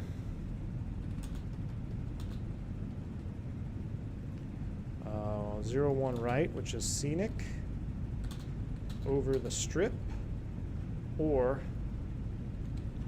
crosswind takeoff, 08 left. Or we probably take off 08 right. Either right or left, doesn't matter. So there is the poll in chat. While you're watching this juicy replay, I'm going to file us a new flight plan. So we're going to do new flight. Let you guys watch this come in here. Bump up the sound. Does the Airbus factor in gust at all? I noticed you can only do basic with no gust. Yeah, Flight Sim Dude, yes. So Ground Speed Mini, which is simulated, and you can see it there in the cockpit if you watch it back, my target speed for approach was higher than it was when we crossed the threshold. That's Ground Speed Mini kicking in. So basically it will take what you've inputted in the McDo for your wind conditions, and then it feels the wind outside and what the wind is predicted on the ground, and then it will give you a accelerated approach speed to fly, which will take into account those gusts. All right, LAS to LAX, no alternate required. Time now is 19:30. We're planning to be off Bach by 21:05. That's a good flight plan right there. What's the poll doing? Ooh, it's pretty close. 57, say one right over the strip. Spicy, spicy. All right, so we'll generate this flight plan. Let me go back and turn the view around here so you can see the strip. The strip view is cooler.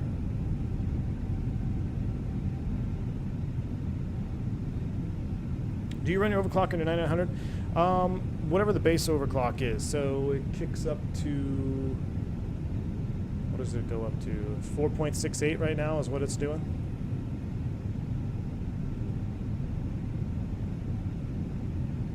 It does 4.68 overclock.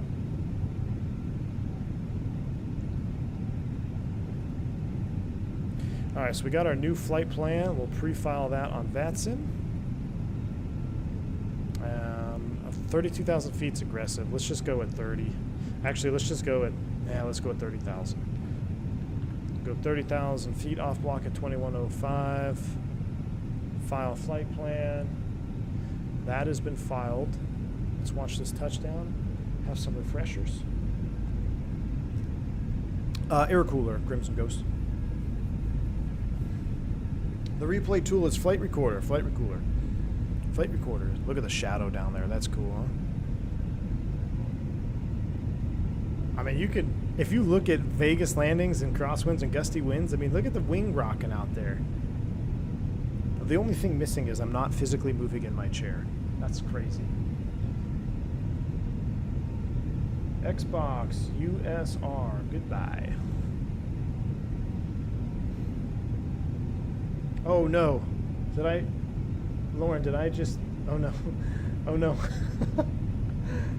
Lauren, I didn't mean to do that. I didn't mean to do that. Lauren, I clicked on the wrong person. Unhide user. My bad. My bad. Lauren, you're back.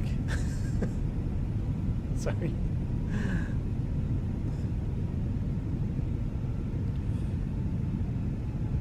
We'll watch this touchdown and we'll fire up.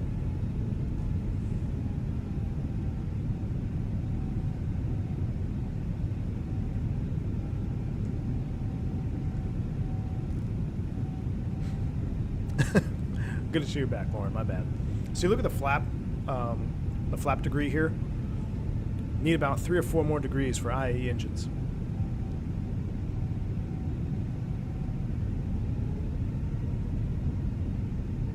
You saw a guy use a water killer that used vodka instead? Oh my goodness.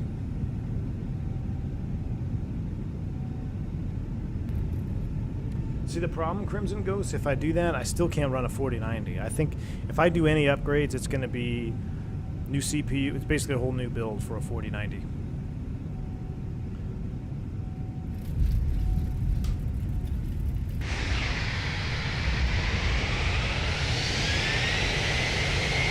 Oh, that's cool.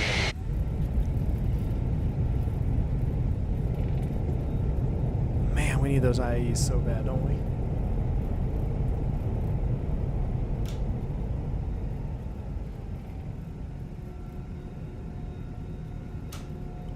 Stow it.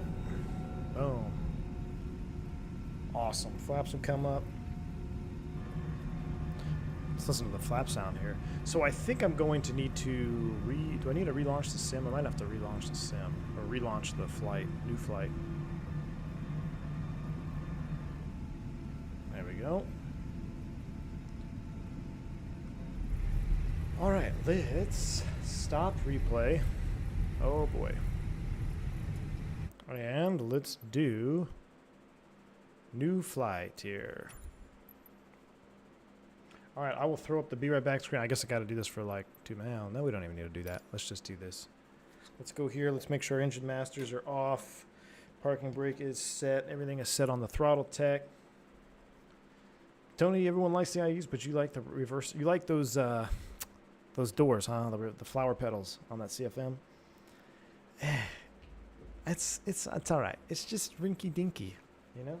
The CFM. If I had to sum up the CFM engines in 2 words, it'd be rinky dinky.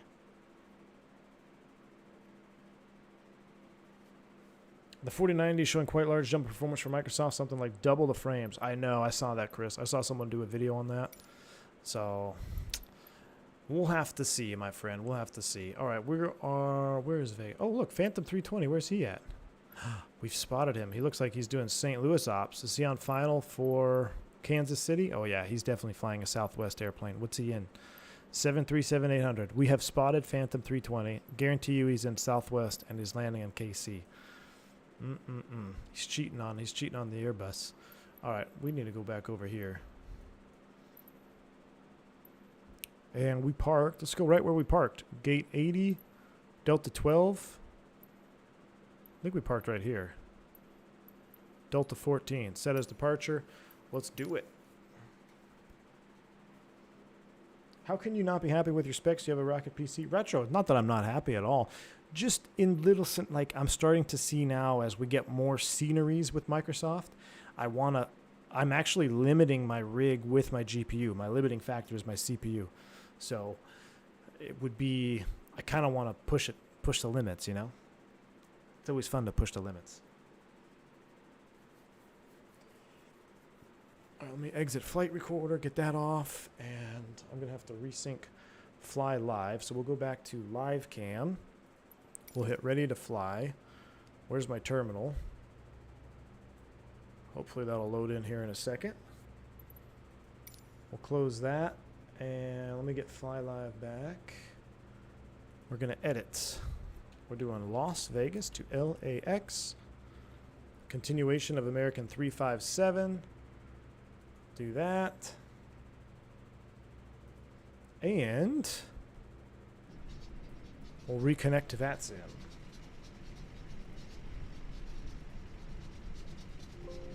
LA to LAX in the box. Beautiful. Oh, loading in some aircraft. We got a 321 next to us. Who is that? What is this? An air fungus. Interesting. An Air Fungus 320 in Las Vegas. Very interesting indeed. You forgot to exclude third-party airports in GSX. Oh, I wonder if that's what's causing the frame drops. Let's get the airplane loaded up here real quick. Let's do this, and we'll do GSX. Sim brief. That's us. Request catering service. We'll call the caterers. We'll go Phoenix, and here we go. Turn around. You love the ticking N1 blades? Yeah, it is pretty cool. He's referring to this out here. That tick, tick, tick, tick, tick, tick. Gotta love it. All right, that is us. LA to Vegas, ground services. Let's go ahead and fire up the airplane again. Say we did a crew swap here, so we gotta. Everyone hates crew swap. You got to go through all your flows again, so we'll go ahead and get right into that. That's coming online. Let's power up our screens. We got to make our off block time of 05. 05 is our off block time. The settings for Microsoft are pinned in the Microsoft 2020 channel in the Discord. I took screenshots of them. Basically, pretty much everything on Ultra. It's pretty much what it is. What's up, Drew? Good to see you, man. And we'll simulate that. We'll get the APU firing up here because it's probably going to be hot in Vegas. Let's do our overhead flow, crew supply, ground control, CVR. We got to do that on a crew swap. Let me see if the crew. Let me release the brakes. Are we chalked? We should be chalked. I want to see if the parking brake will. Actually, yeah, we'll go brakes off. No, let me do CVR test.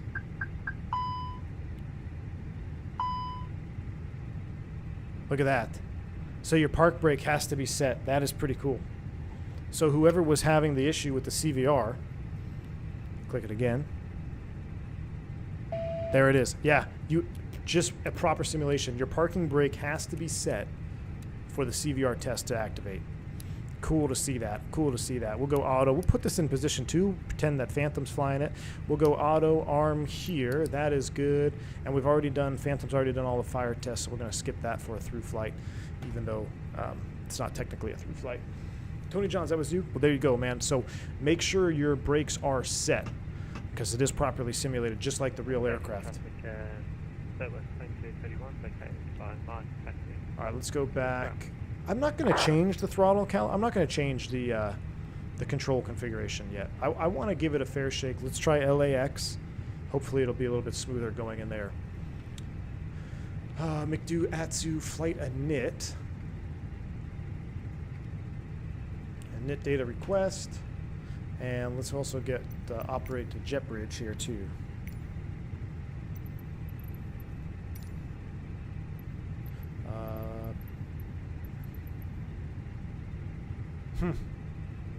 United merger. I guess we're at a United gate. So ground handling by United. Don't worry about that. I don't know why it's not American. Matt Ward, what's up? Welcome. Surprise stream, indeed. Got to keep y'all guessing. We're doing this is leg 2. We're doing a through flight. Started in Santa Barbara, stop in Vegas. We're going to LAX for the overnight. And let's go ahead and request boarding as well. Get that started. Boarding is requested. We will go into weight and balance. And let's load aircraft immediately. 121 people, 3,600 pounds of cargo, 8.1 on the fuel, so even less on the fuel on this one. Don't some carriers leave the park brakes off while chalked? Yes, Tony. So, matter of fact, that is part of the parking checklist. So, after the chalk signal is received at the gate, you would then remove the parking brake, let the brakes cool, and that way, in case anybody has to move the aircraft, they can move it without having the parking brake on. So, real life, parking brake comes off as part of the shutdown checklist if you are chalked. Now, the only time you would leave the parking brake on is maybe you're parked on a contaminated ramp, snow, ice, compacted, stuff like that. That would then you would leave the parking brake on. Pilot's boarding starting. But that is part of the check. You know, doing my initial cockpit flow, I have to set the brake. And technically, here's the cool part about it. So when the first officer goes outside to do his walk around, in order for the brake wear indicator pins on the landing gear to be properly shown for the exterior walk around, the parking brake needs to be set. So theoretically, we get into the airplane cold and dark, the brakes are off. The first officer does his flow, the captain, myself, I do my flow. He will set the parking brake to go outside before his walk around. So when I do my flow, theoretically the parking brake should already be set, and then when he comes back up around from doing his walk around, I'll ask him just to confirm, hey, we were chalked, right? And say, yeah, we're chalked. Then I would release the brakes to help continue to cool the aircraft, or cool the braking. So that's kind of how it works real life, the insight to that right there. But in a sim, it's a little bit different. Oh my goodness, what do we have here? We have a 20 gifted sub from Alex Dragani. Guys, that is absolutely massive. Alex, thank you so much for your support, my friend. Cheers to you. Traffic, Alaska 3322, taxiing from Terminal 3, Echo Gate. I'm going to mute the alert box for this. Right, via Charlie 6, Bravo. But Delta, Alex, that is absolutely very, very kind of you. Thank you so much for doing that. Very, very awesome. Thank you, sir. Let's get the APU fired up in here. Shout out to Alex Dragon if you guys pick up a gifted sub. I mean, this whole chat's going to be green here pretty soon. This keeps up. You guys are absolutely awesome. Thank you for the support. Make sure you do check out the community tab and your members only perks. Awesome, awesome, awesome. All right, crew is on board. Let's start doing our work. You can hear the passengers starting to come on. We're doing cost index of 75. We filed 300, or did we? Yes, we did. 300. Beautiful. Let's do Las Vegas departure. What does the poll say? 59 scenic over the strip. All right. Done. So we'll do a 1 right departure. 1 right, and we are on the Raider 2 to black transition. Insert the silver and black, baby. Should be flying the Raiders livery for Allegiant. Out to Shatner. I love that intersection. Angel 4 LAX. Americans park in south side, so we're going to be landing away from the Waterburger this time. We're going to be landing on 25 left. ILS 25 left on the Angel 4 from Shatner. I don't know why it's so fun to say.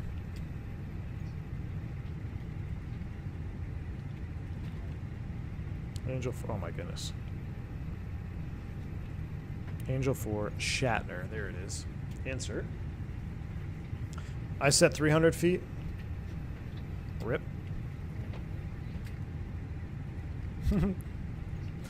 There we go. Flight level 30036. Crisis averted. Thank you for that. 300 is set. We're going off KLAS. We'll put that here. Our flight plan is set. Secondary. We do have a special out of Vegas, but we're not going to talk about that on this particular stream. I've got dedicated videos for that. Do we need to come back around? We will land on 1. We're going to land 26 right if we need to come back around because it's the longest runway. Secondary, perf. Next phase, approach is all we care about. I don't know what the mins are. Barrow 200 radio. Winds were 030 at 11 the last time I checked, so that's there. Temperature off the ECAM 16. And altimeters are 3018. Our secondary is set up for departure. RadNav page, I'm going to hard tune the LAS VOR. Progress page is already set init B. Let's take a look at our init B information. 122.0 and 28.8. So 122.0 and 28.8. Zila, welcome to Private Pilot. Glad to have you on board. Let me unmute the alert box again. Massive membership dono here in chat. And another member, Zila, thank you for joining the channel. Exclamation point, welcome. It's the In-N-Out Burger. Team Vodka, I know, man. We did some plane spotting from there on the very first stream with the LA scenery. Absolutely loved it. All right, it's been about 3 minutes, so I'm going to just go ahead and get the APU bleed on right now. What's our cabin temps? Oh, yeah, it's hot. It's getting hot, so we don't have any ground air. So let's go ahead, APU bleed on. I'm going to leave the external power on. Again, this is another real-world configuration here. If you keep the APU bleed on with external power on, this helps eliminate some of the load to the APU. So I'm not burning all electrics and pneumatics on the APU, I'm just burning pneumatics. So you save a little bit of fuel, save a little bit of wear and tear, save a little bit of load on the APU if you keep the ground power on. Just make sure you properly disconnect it before the ground crew pulls it out from underneath you. Swarm 3513, 38 months? Dude. Thank you for the continued support. Not 20 gifted subs, but it's something. 38 months is definitely something, my friend Swarm. Thank you for the continued support, man. I'm glad you're enjoying the content. Glad you've been around to support me, support the channel. Absolutely awesome. Thank you. Thank you very much. Mr. Santana, what's up, man? Good to see you. A friend of mine did some spotting from In-N-Out last week. Never been in LA. Oh, man, never been to LA? You got to go to LA at some point. Here's the thing. Next time I get to LA, folks, if I get an overnight there anytime soon, I will go to the In-N-Out Burger, and I'll create a shorts video from the In-N-Out in LA. Man, we need a 321, don't we? Look, he left his flaps at 1. Why did he leave his flaps at 1? Interesting. It's not that hot outside. All right, constraint modes are coming on. Terrain is on. GPS is primary. We don't have any ATC, so we can set our top altitude. Flight level 300.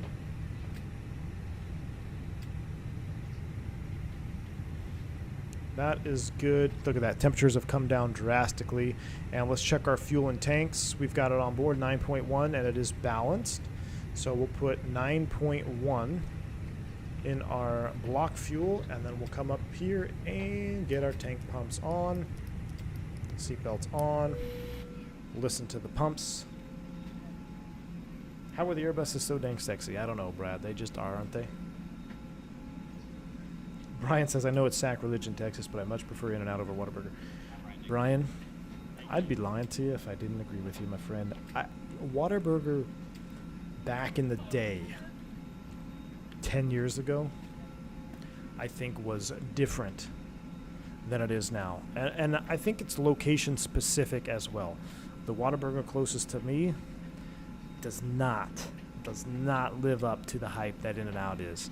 Some people don't like In-N-Out, like just they don't like the taste of it. I don't know how you cannot like the taste of an In-N-Out burger. It's fresh, the ingredients are fresh, and their quality control, in my opinion, is better than what Whataburger is. And maybe that has to do with because they sold it to the Chicago-based company, and they, you know, it's no longer a Texas company. So I don't feel bad not supporting Whataburger anymore.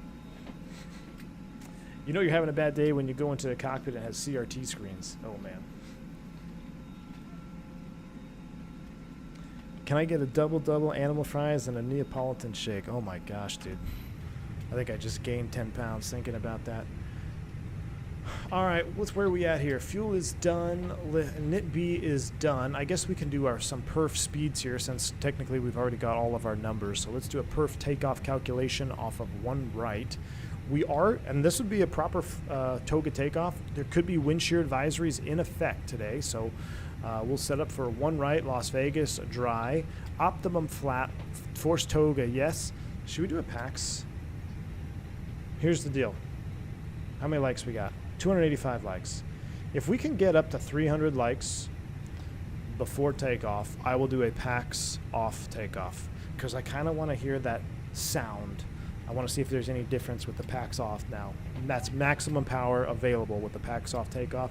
So if we can hit If we can hit 300 likes before takeoff, I will rock these numbers. If not, we're going to have to do a Toga packs on. But Toga packs off numbers is what we're going for. We'll sync the live weather. Let's calculate our V speeds. I'm in Houston. We're getting more in and outs here, so I love in and out over Waterbury. There you go, Ramir. It's good. I can't deny it. So for one right, our speeds are 14, 35, 35, a flap 1. So 114, 114. Nope. 135, 135, right? I feel like my frames have dropped here a little bit. 114, 135, 135. Flap 1. Set, no flex. How we doing on that? Oh, geez, we smashed that goal. Okay, so we are going to use the Toga. Should have said 350. Hey, I wasn't sure if you guys were feeling the juice that I'm feeling today, but I guess you guys are. Love it. Thank you for the support, guys, on hitting that like button. Good deal. You don't have anything in Jersey except Five Brothers? Is it Five Brothers? Or Five Guys? Five Guys. Five Guys is good. It's not the best, I'll tell you that. I'll take In and Out over Five Guys. Five Guys does have some good breakfast, though. All right, what do we have here? Atsu AOC received messages, load sheet 1 accepted. And then we'll get a Fenix here pretty soon. Limited takeoff, limited 0 fuel weight. We should get a final, which will have a takeoff fuel requirement. 8.0? That seems low, doesn't it? How much fuel did we need for this? Let's recheck.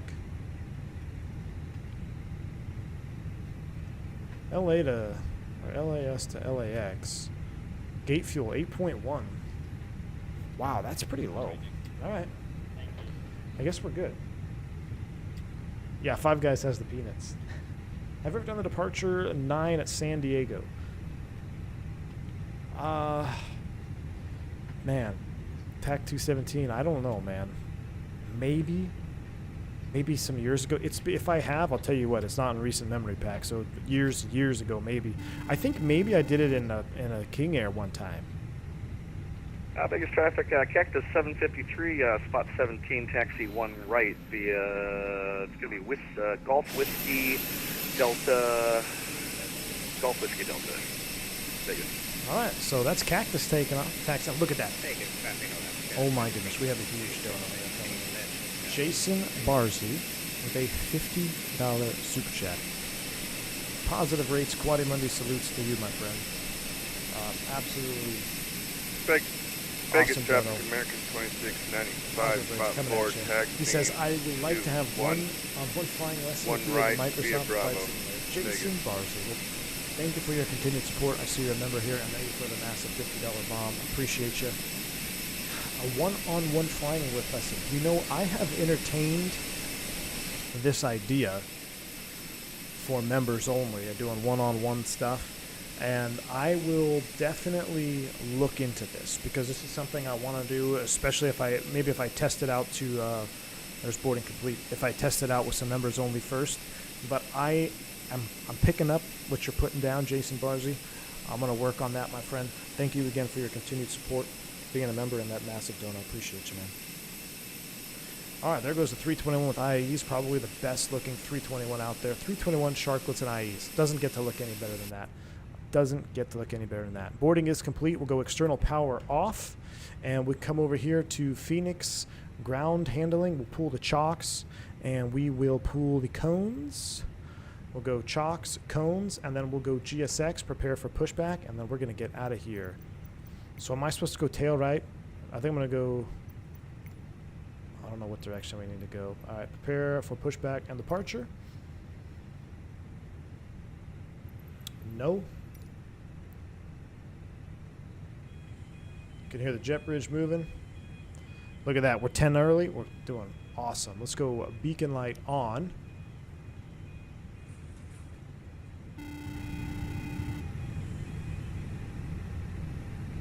Hello, Captain. We are ready for pushback. Beautiful.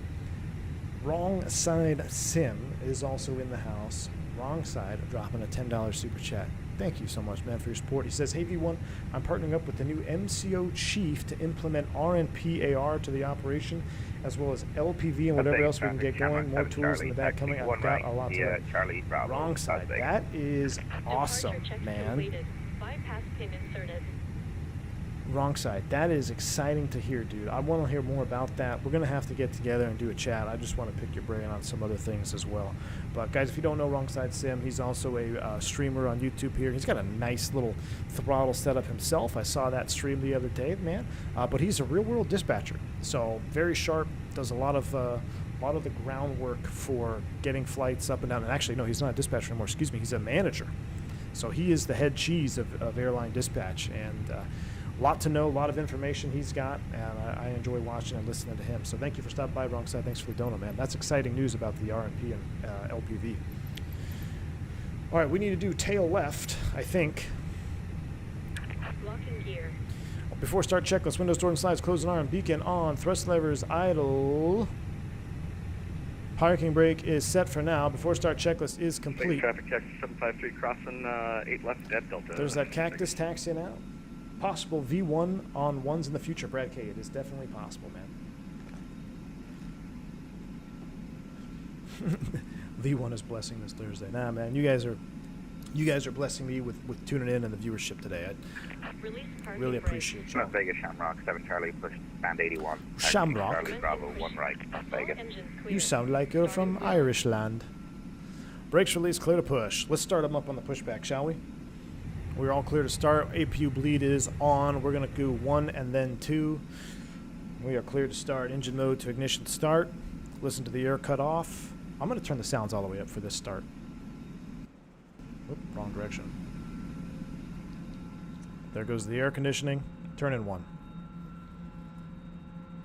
Proper Irish, me beauty. I love brown sauce. I swear I had an FO that he was a real world leprechaun. Awesome dude, but his accent was so thick, it's hilarious. And I was getting a line check, so like I couldn't understand half the stuff he was saying. Oh man, listen to that. Listen to that spool up.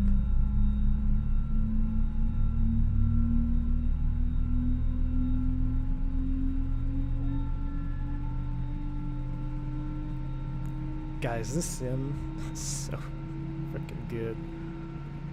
Vegas, traffic, Alaska, 3322, departing runway 1 right, radio to departure, Parktown Station, Vegas. Sounds like we got a good start on number 1. Parking brake.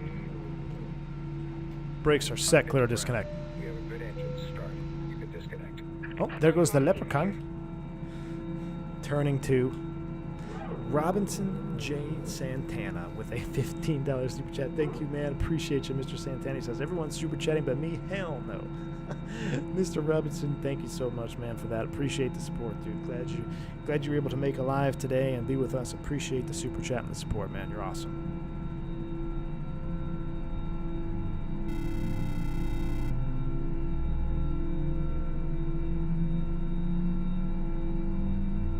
K6, 15 months as a commercial member. Thank you, my friend, for the support.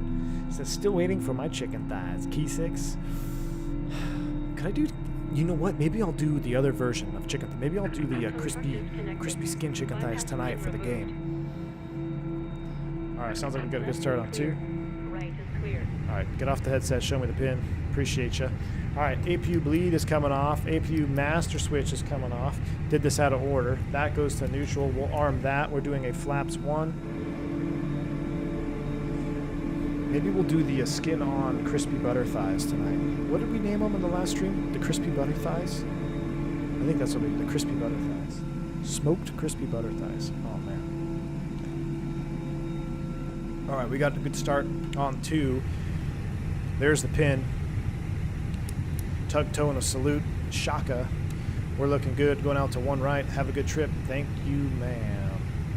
I don't know. We're going to just taxi 1 right. I don't know what the taxiways are. But I'm sure I'll get slayed in the comments. How are you a real long pilot? You don't even pull up the charts. That's not proper taxi. American 2695 crossing 8 left on Delta. All right, we're going to go via Charlie, Bravo, Delta. Vegas traffic, America 357. We're taxiing on a run right from spot 9 via Charlie Bravo Delta. Vegas traffic. Vegas traffic, Cactus 753, line up, 1 right. Vegas. Ooh, Team Vodka's on the lineup. Here we go. Brakes released. Let's go. Zilla. $2 super chat. It's lit dono. Zilla, thank you, man. Appreciate you. Brake check, pressure 0. Let's get out of here, folks. Apologize for the ear blast right there. Appreciate the super chat, Zilla. You're lit, my friend. Well, we're going to do a hard right, come back around. I'm going to turn up the sounds, but now my screen is going to be all whacked out because I was doing that while doing that. Ugh, here we go. How does GSX respond automatically? Andreas M, there's a setting. When you go in your main settings, it will ask you, it's a checkbox setting. It says, ask to confirm good engine start, and you can either select yes or no. And if you select no, it will just assume and will disconnect for you. We'll just follow the air fungus. We'll follow air fungus down to 1 right. I see him up there. Let's do our controls out on the taxi out though, shall we? Let me move this over here so you can see it. Here we go. Full up, full down, neutral, full left, full right, neutral, and rudder, full left, full right, neutral. Trim needs to be down 0.3. That's set. Auto brakes max. Takeoff config is checked. Nobody online. We'll just go all the way on with that. TAR, flight attendants prepare for takeoff. Taxi checklist is complete. Might have to get me a V1 phone case. There you go, Brad K. I got to drop. I think I'm going to revamp the entire V1 merch line here because I want to really simplify it, just a few items, because I want to get something cool for FS Expo too. I might do my own shirt thing. I don't know if maybe you do like a short sleeve collar, like a golf polo. Have that for FS Expo. What did I miss? Last I checked, you were in the air. Ruben, nothing, man. We're just doing 2 legs today, which is pretty rare for me. But we're doing 2 legs today. Oh, PWS is off. Phantom missed that. Phantom. We need a Phantom 320 emoji because he misses everything. Vegas traffic, Cactus 753 departing 1 right, Raider 2, beautiful turn over the strip to the left.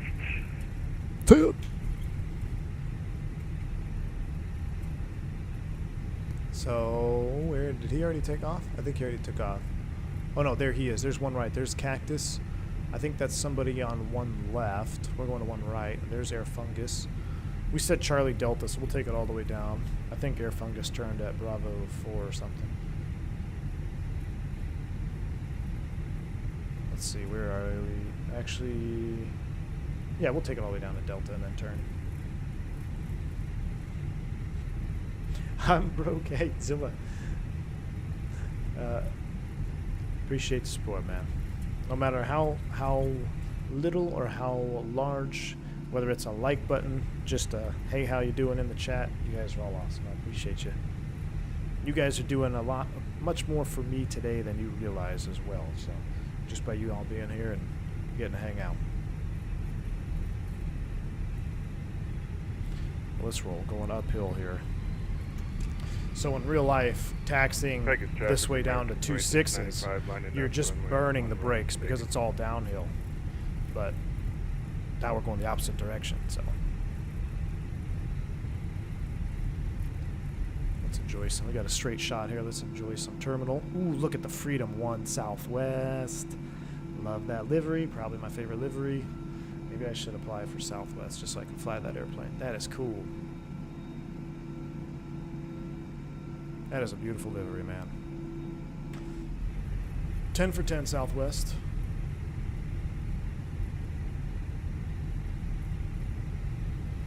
Now, it would appear... Oh yeah, this is going to turn over here. I see. We're looking good. We'll make the jaunt. Little stint here on Golf. Clear left. Clear right. Coming to the left. If you do Southwest, bigger, and tell me said hi. I know. Christy would go nuts if I Las Vegas traffic, got hired by 7 Charlie Southwest. crossing runway 8 right on Delta. Captain Jarrett, what's up, man? Welcome to the stream.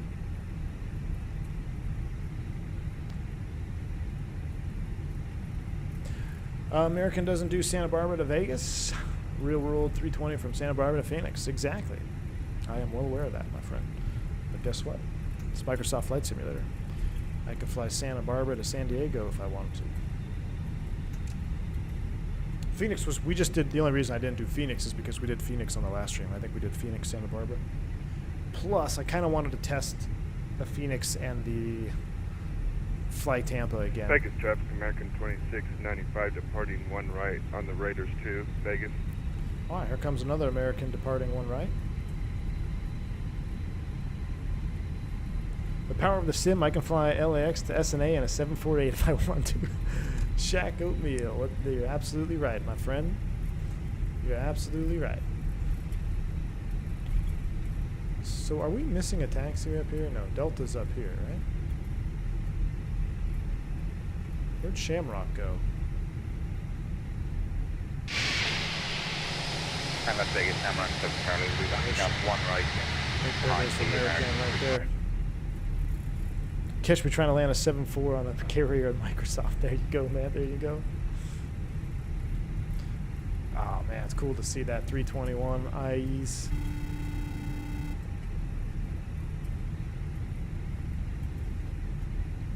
Vegas traffic, American 357 crossing 8 left to 1 right. Vegas traffic. Nobody's on final. Clear right, clear across, clear left, clear across. Shamrock is lining up. Brad K with a $2 super chat. Thank you for you blessing my ears today. Brad K, what's up, man? I hope that engine startup sound did some really good stuff for you in the car on the car speakers. That's got to sound good. I would be lying if I said I never watched a stream back for engine start in my truck just to see what it sounded like. Indeed, indeed, man. Thank you for the support, Brad. Appreciate you, dude. Let's get a win this Sunday, yeah? Were you the Bronco fan? Are you the Bronco fan or the Jets fan? Can't remember. Y'all have different Discord names and chat names. In Las Vegas, traffic, Shamrock, 7 Charlie, departing 1 right, Raiders 2 departure. Departing. Las Vegas. He's got pretty good English. I gotta say, that's pretty good English. For an Irish lad. Vegas traffic, American 3%, line up and wait 1 right, Vegas. Alright, so Shamrock is out of here. I love it when ATC does this because you get absolutely blasted by the takeoff thrust. I'm just going to get all the lights on here. Oh, we said we were doing a PAX off takeoff because you guys smashed the like button, so PAX are coming off. Status message will pop up. That's normal. This is as much Toga as you could possibly get. Listen, you hear the air cut off? Ooh, this could be interesting. Oh, Tyson, there you are. Tyson's a Bronco fan. All right, and Brad's a Jets fan. Good, good, good. I got it right. That's what I initially thought, but Tyson, what's up, man? All right, we are, look at that lineup, 10 for 10 on the lineup. Lights are on, packs are off. Now the question is, here or here? Slightly in front or slightly, I don't know. We'll give him about another minute there to get some spacing. They speak English in Ireland. I know that. I guess what I meant to say is he's got a very good English accent, or not English accent. He's got good pronunciation for being an Irish lad. I swear though, dude, that one FO I had, fantastic guy. We're good friends. Man, his accent it's hilarious. It's hilarious flying with him. He's just a great guy to fly with, but his accent is so thick. It's great. Row 11 in front. Okay, so slightly in front. So this is right here. We'll do a slightly in front, and we'll do this view for 1 left. Ooh, to see the fan blade, I don't think I have a view saved. I have this one here. Let's see. I think he's clear. Are you guys ready? Vegas traffic, American 357 departing a 1 right, Raider 2, Vegas. All right, here we go. Sound like P1. Nope. Here we go. Yoga's in chat. Give away the secret. Got a bunch of new members here. Let's turn the chat blue. Nose forward on the stick. Spooling them up 50. This is about as loud as these engines can get with the packs off Toga takeoff. Here we go.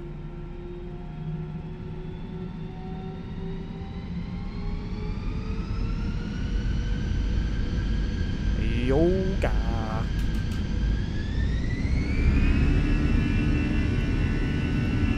They are screaming. Uh-oh. Can't get my view back. Get back on the center line. Man, Toga, SRS, nav. Oh, look at that airspeed stagnation. Did you guys see that airspeed stagnation? This is real life. We're through 100 knots. I did everything. V1. We're going now. Look at that airspeed stagnation. Rotate. This is why we're doing a Toga takeoff. Positive rate. Gear up. Watch your ears. This is going to be mightily loud. Fly with.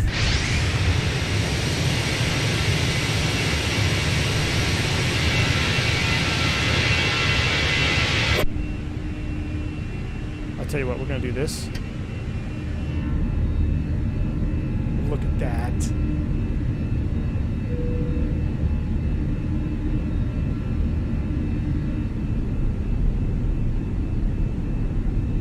Oh my word. Let's do thrust reduction from up here.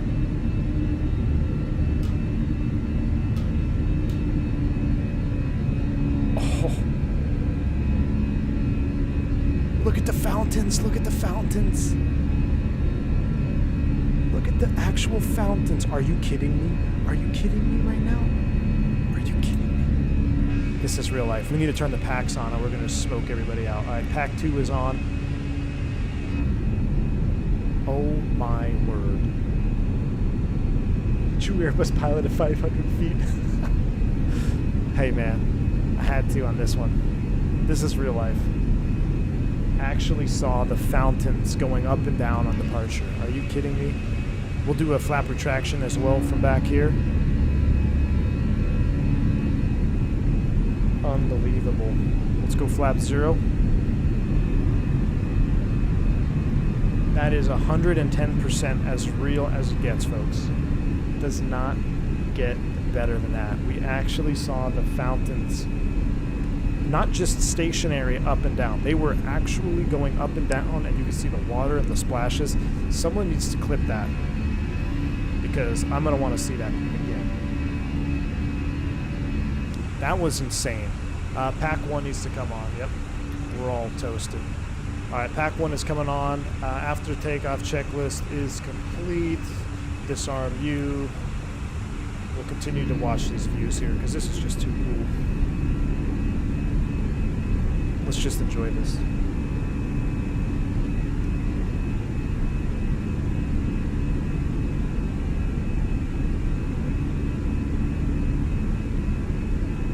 Dennis, that's a 3090. I got the specs coming for you.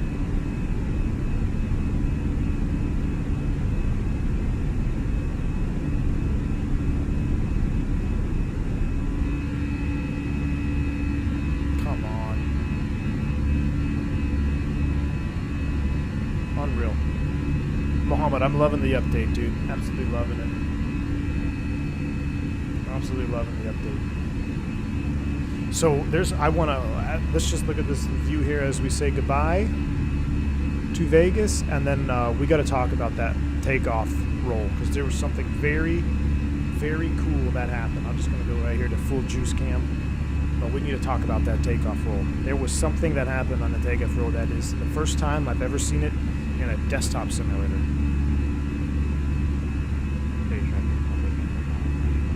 Look at the noise canceling here on the CFM. See all these little teeny dots? That's sound baffling. Hope quiet the engines a little bit. All right, here we go. Let's screen the sim sounds. There's our loud wind noise again. We're at 10,000 feet. Let's go ahead and stow those.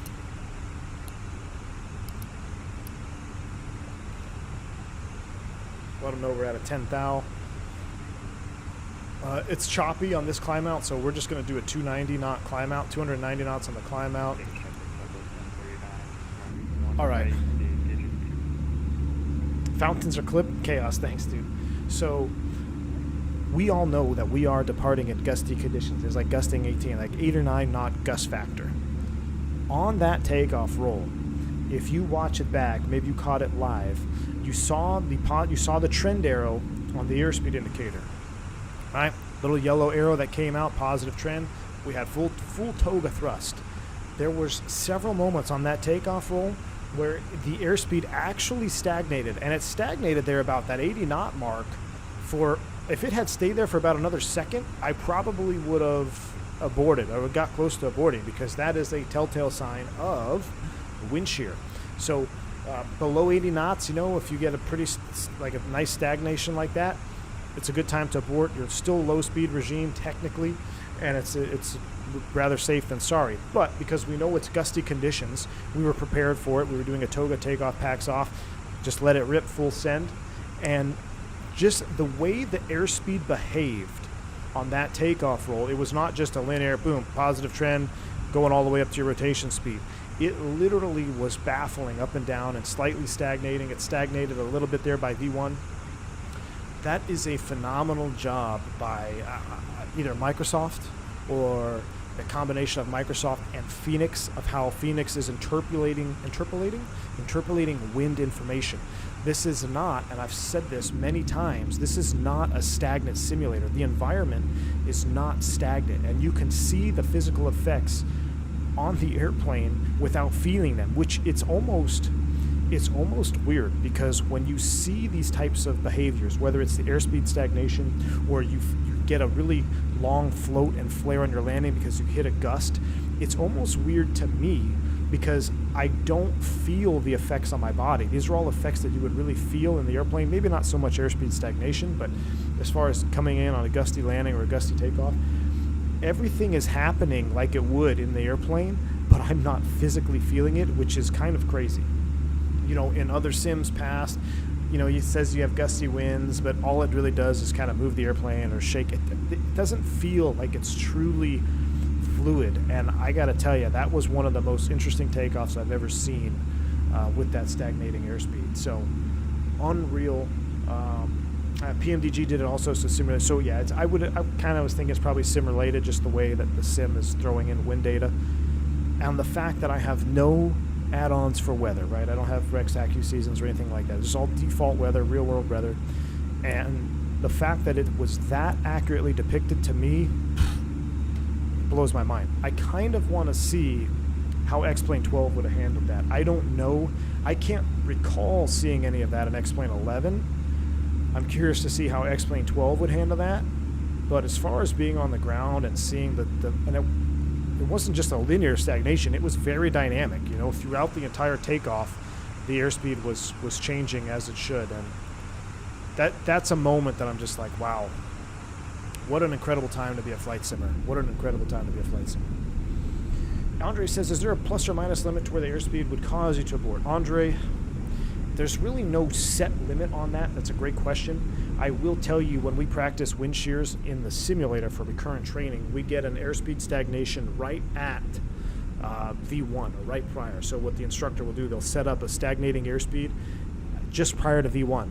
So now you are doing a V1, or you're doing an abort at a high speed of reject, and you have to do that in the sim and demonstrate proficiency. So, that whole scenario, in real life, this takeoff would have been briefed much differently. And I probably, now that I know that this type of environment is that fluid, I'm going to have to be better about being on stream and actually giving you guys real world briefings. Because in a real scenario, if I was really captain on this departure, at the gate, way back at the gate, when we started talking about the takeoff roll, I said, hey, pretty gusty here in Vegas. We'll be departing one right. Due to the low-level wind shear advisories in effect, we're going to do a Toga takeoff. Maybe if performance demanded, we'll do a PAX off as well. But typically, Toga alone is all you really need. And then I'm bringing up the wind shear decision aid. So we talk about, okay, so remember signs of wind shear. Either an oral alert and get a predictive wind shear, anything from tower saying wind shear alert, or airspeed stagnation on the takeoff roll are all signs and indications of a possible wind shear scenario, which we would have to then abort the takeoff. Prior to V1, we can abort, no problems. If we get a wind shear after takeoff, remember, we won't change configuration. I'm just going to go Toga, wind shear, and I'll follow the command bars. The command bars are going to give you escape and guidance. So you can literally just follow the command bars, the flight director bars. In a wind shear, they will give you the best AOA possible to get out of it. In fact, if the autopilot is on, like on approach, if you get an approach wind shear, you can leave the autopilot on, and the autopilot will fly a wind shear escape for you. And also remember, if the autopilot's not on, worst case scenario, let's say you went full back on the stick, which sometimes you have to, the flight control computers and the flight control laws will not let you exceed the critical angle of attack. So when you're full aft on the stick trying to escape a wind shear, the computers will keep you at the maximum angle of attack without stalling, theoretically. So it gives you a really high percentage of escaping a low-level wind shear, which is just really, it's really phenomenal to see that technology and when you actually get to experience it in the sim, because a lot of the wind shear training that we do does require a full aft stick. And it's funny because, well, not funny, but you're sitting there in the cockpit and you got full aft stick and you're trying to reach the command bars, but you can't get there. But you know in the back of your head, hey, normal law, the flight control computers are doing everything they possibly can to get every single ounce of lift out of these wings to keep this airplane from going into the ground. So it's a phenomenal system, and when you see it in action, it's even more crazy. But yeah, in real life, that whole wind shear on takeoff is a serious thing. So cool. I wish Microsoft actually simulated wind shear. Porous, it does. I saw a video someone posted in the Discord of a wind shear. Is that person here? So let me see if I'm going to find it in the Discord. We're flying, I'll just leave you on wing view right now. Let me turn the sim down just a tad. So somebody posted a video of a wind shear in the Discord, and I would love to show it on stream live. I hope you are here. If not, I might show it anyway. Hope you don't mind. Let me find it. I think it was in the V1 After Dark section.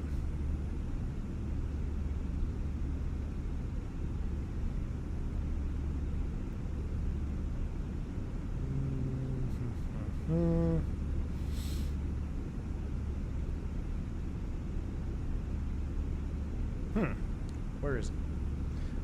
Blue Mac, you saw it 2 days ago? Yeah, let me see. Wind shear.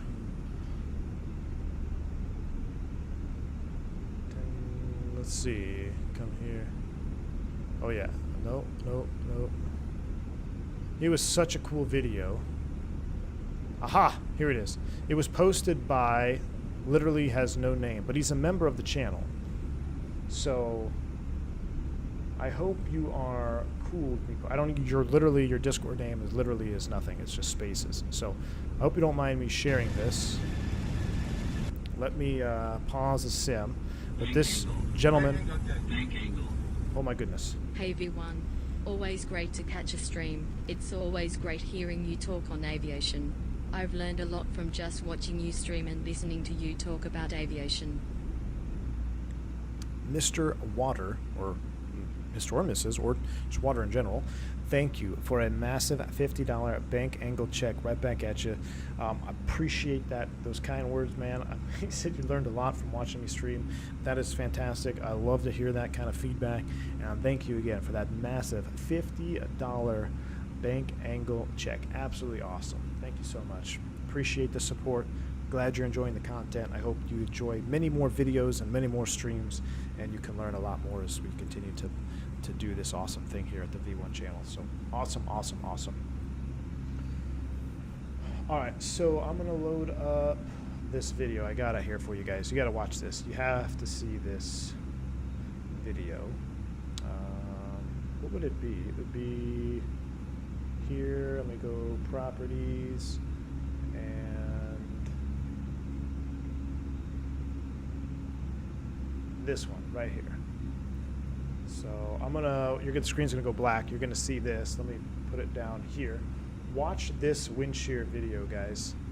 This is in Microsoft.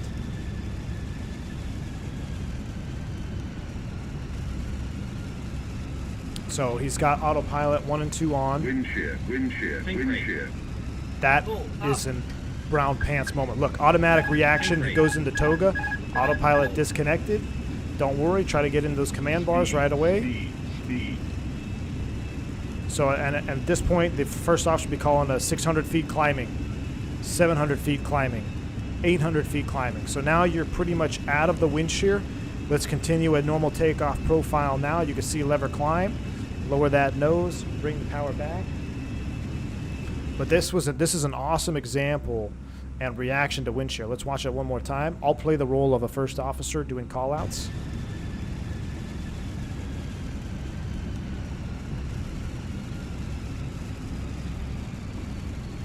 Wind shear, wind shear, Wind shear, Toga wind shear. So, man Toga SRS nav. You're 300 feet sinking, 280 feet descending, 300 feet climbing, 350 feet climbing, 500 feet climbing, 600 feet climbing. I think we're clear of the wind shear. Positive rate, gear up. So that would be the next call. We'd go positive rate, gear up. Then we would start to configure that normal takeoff profile. And then we'd call flaps 1 and flaps 0, basically end it there. So this is posted by someone in the Discord. His name in the Discord is literally just, it's nothing. It's just spaces. So I can't, unfortunately, can't give you credit. But that's in my Discord. And that's straight out of Microsoft. I mean, the first time I saw that, I thought it was a real image of an Airbus going through wind shear. So yes, Microsoft does simulate wind shear, and it behaves pretty darn good. And whoever that person was that flew that, you did a great job at executing a wind shear escape maneuver.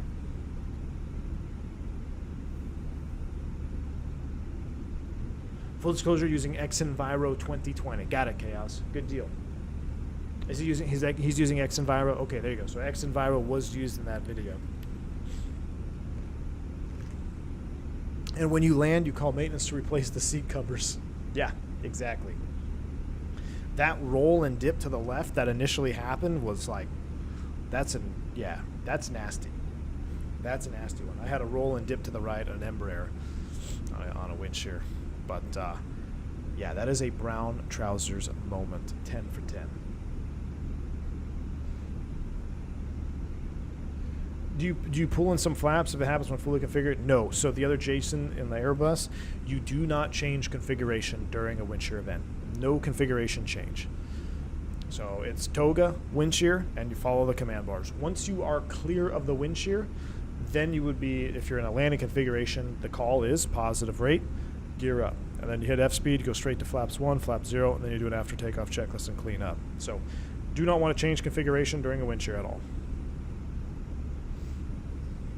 Would you go around and make another attempt?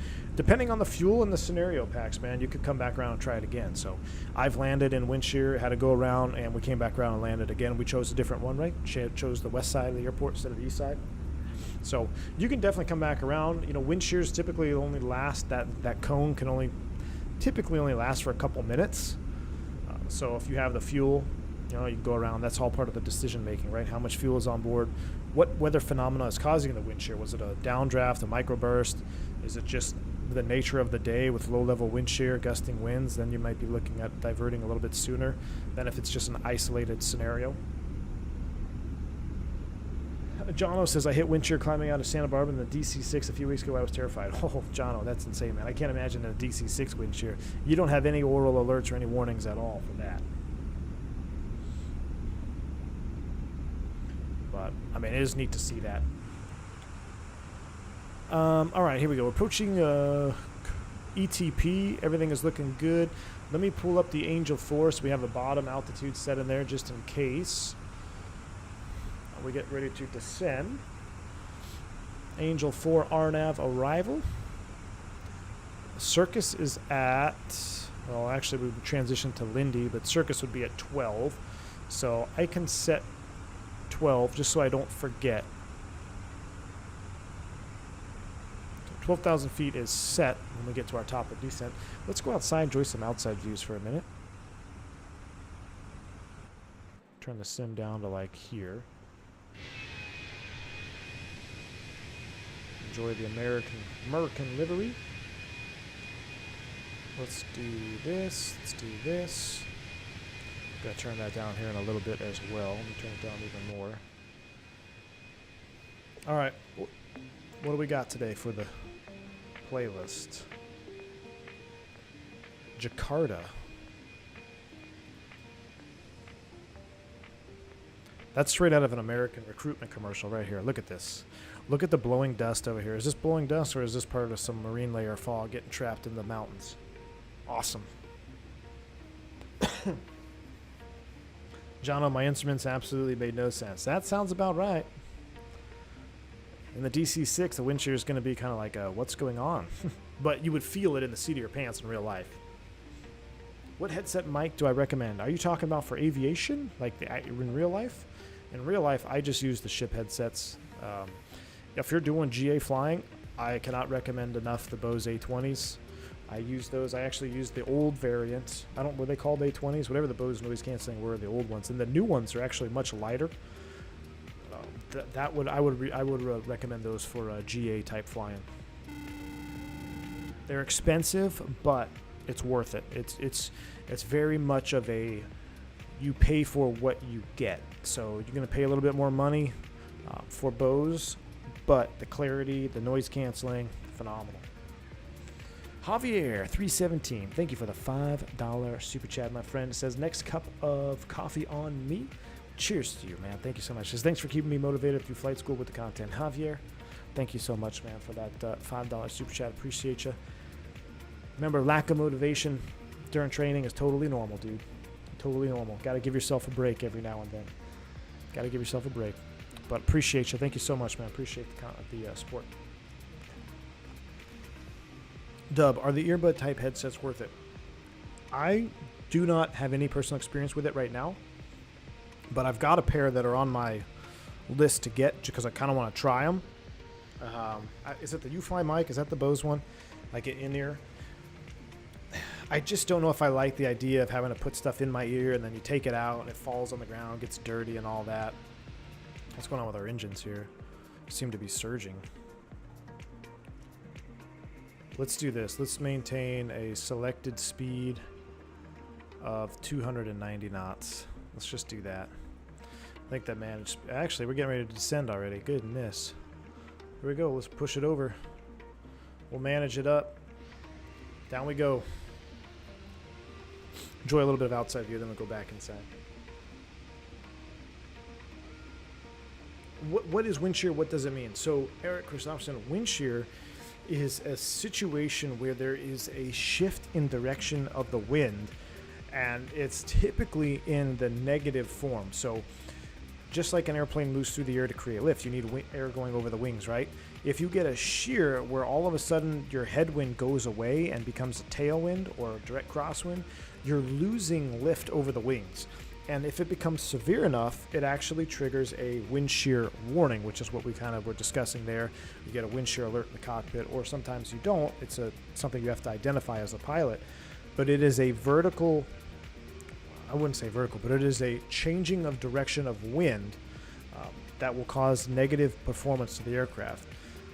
Now, sometimes you can even have both. So if you fly into a downburst or a downdraft, flying into that wind is going to give you an increase of performance.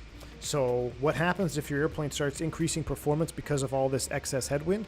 The engines start to roll back, or you begin to pull the power back because you're like, hey, I don't need all this excess lift.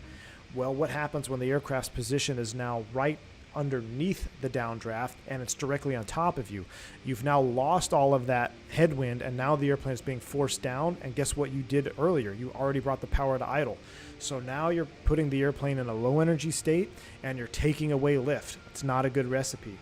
As you fly out the back of that downdraft, now you're in the worst scenario. You not only have air pushing directly down on you, but your headwind is now a tailwind, which is the worst scenario for producing lift over the wings, right? Because if you have 100 knots of wind over the wing, and then I have a 50 knot tailwind, essentially I have 50 knots of lift, right? And this is very rudimentary numbers.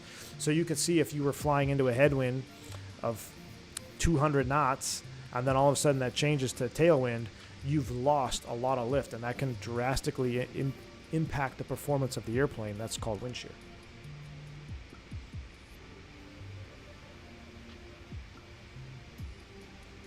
Bose headsets are $1,200. Wow. That's a lot more expensive. When I bought them, they were like $800.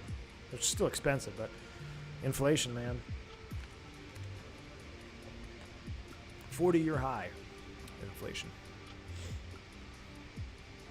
How often do you guys encounter wake turbulence in the real world? Day by day, man. Depends how many legs you're flying. You start flying into busy airports at busy times, you're going to get some type of wake turbulence.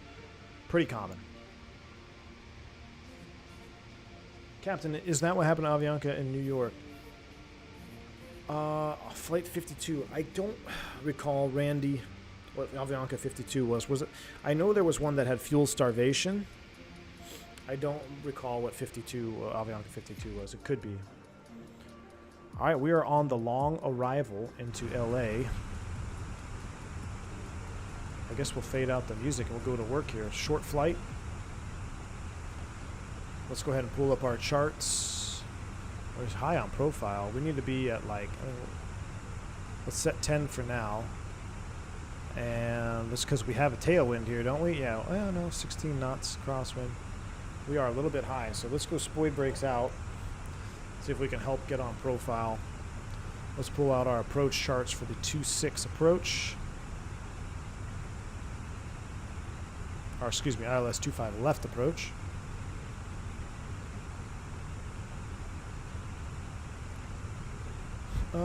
Final approach fix is 1900. We'll just go ahead and set that for now. There's no ATC to worry about. But we're coming in over Circus. We'll set 1900 for GG, which is the final approach fix. Actually, I'm going to keep it at 10,000 right now because that might help us slow down, because we got to slow down too on the way down. And we need to get the weather in LA and also the minimum. So straight in 304. 304 on the barrow. Let's get some weather.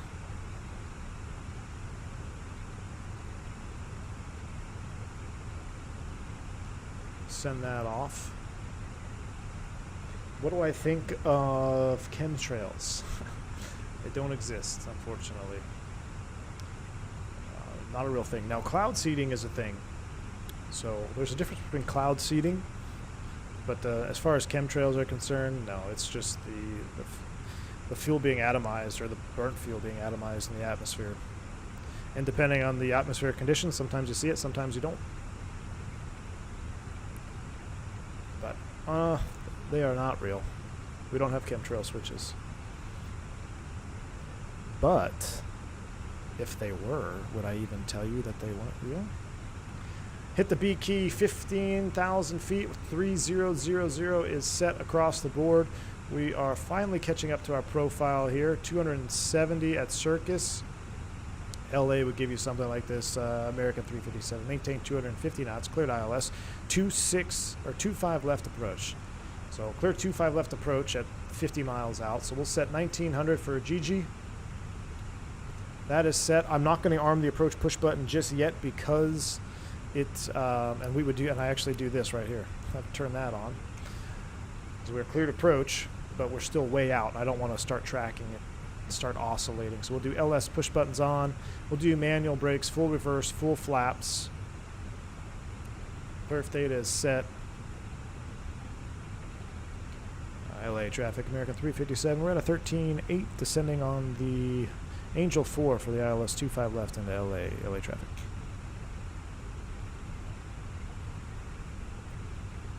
But like, this is real world, this is like real life views right here. We can go ahead and stow the speed brakes. Let me do XP72 GoPro view. Absolutely love this view right here. FO's view is actually a little bit better just because he's got the mountains on his side. I mean, that is awesome. Let me get flight recorder ready. Alright, so this one, we're going to keep the landing configuration the same with the stick. I'm just going to see if I can not totally float. Hopefully it's less gusty out here. Kool-Aid flavored chemtrails. If you saw a UFO, would you report it? Of course.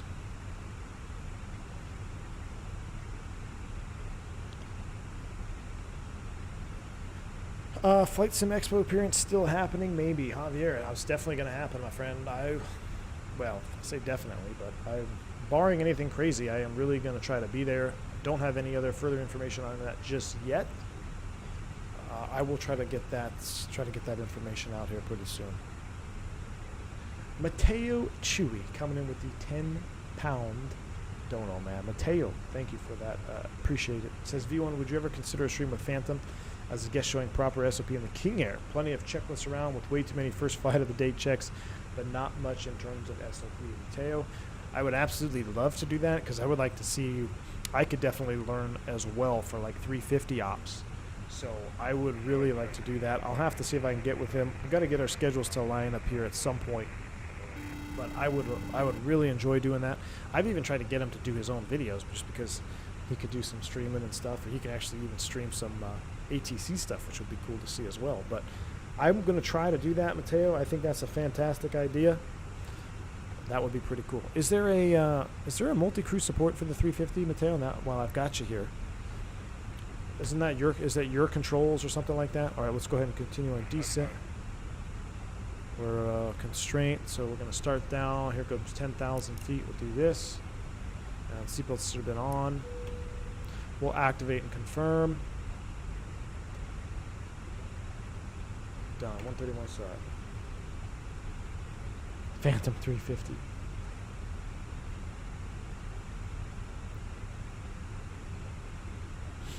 Jeremy says, I missed the TBM 900. Plane was so well modeled. It really was, Jeremy. Really was, man.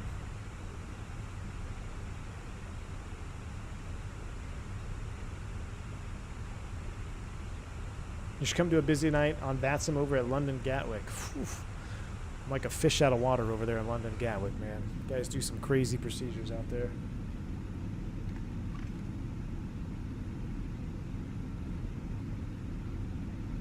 Javier says, V1, I know me and another one out here will book flights the minute we know the day. You got fans over here. Javier, appreciate that, man. I will indeed let you know, my friend. I look forward to it. I think it'll be a lot of fun. You got several days. I don't know which days I'll go. I'd like to try to go for a couple. Or maybe make a little vacation out of it with the wife. But like I said, there's just so much going on right now with me that's like I don't even know what's happening. I'm going to do my absolute best, though, to get out there.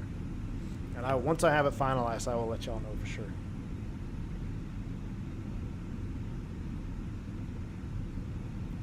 Taylor says, I watched again a few of your 350 streams of last year, and your enthusiasm for turboprop is always incredibly contagious. No better material anywhere. Thanks, Mateo. I appreciate that, man. Really kind words. Appreciate that. Yeah, I would love to be able to get Phantom 350 out here for that. Do a little multi-crew. The Airfoil Labs, man. I missed that airplane. Pumping your own gas in the tank. Just so unnecessary, but so cool at the same time.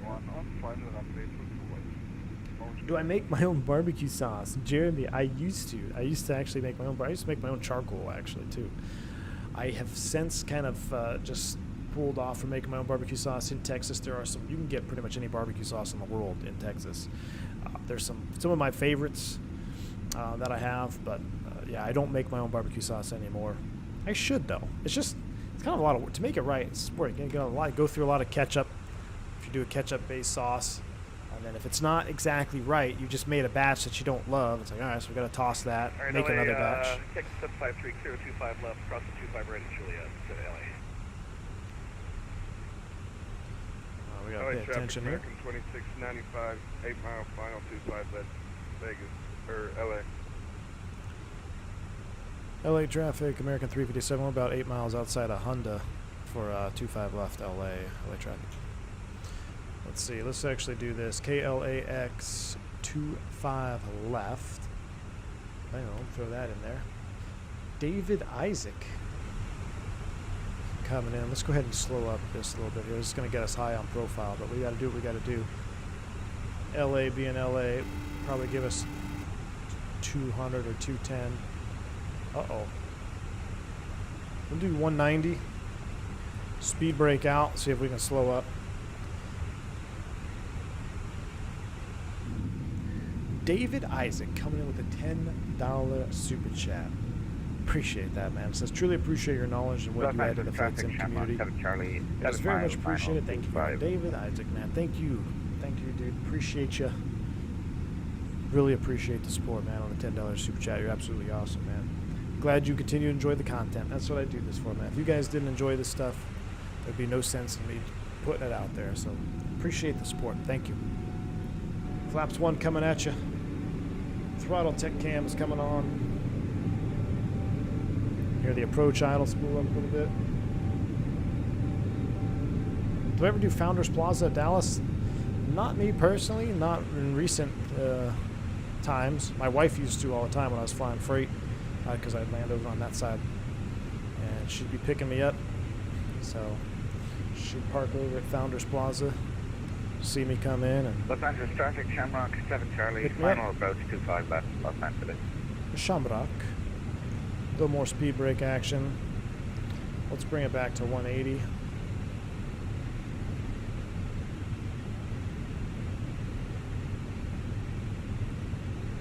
Jeremy, yeah, we ended up doing teriyaki, my friend. Loved it. That's why tonight I have to see if we have any defrosted. Because if we have some skin-on thighs, I will do the smoked crispy butter thighs tonight. Ooh, there's VFE minus 10, barely. Flaps 2. LA.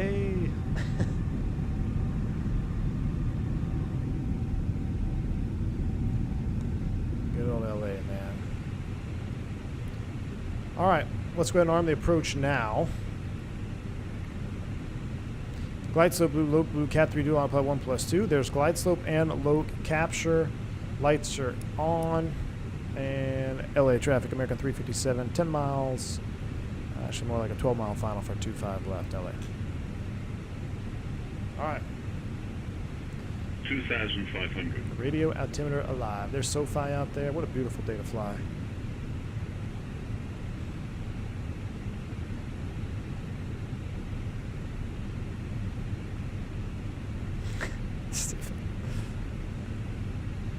All right, let's go manage speed. Gear down, thump. Long delay there on the gear. I don't know what that's all about. VFE next, minus 10, flaps 3. Let's enjoy this view in here. Goodness.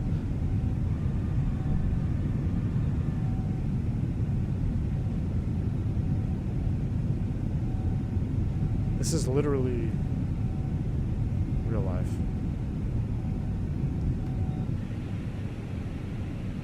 A little bit of a stutter as we load in. You can do it. Flaps full. Look at the highway down there in the traffic.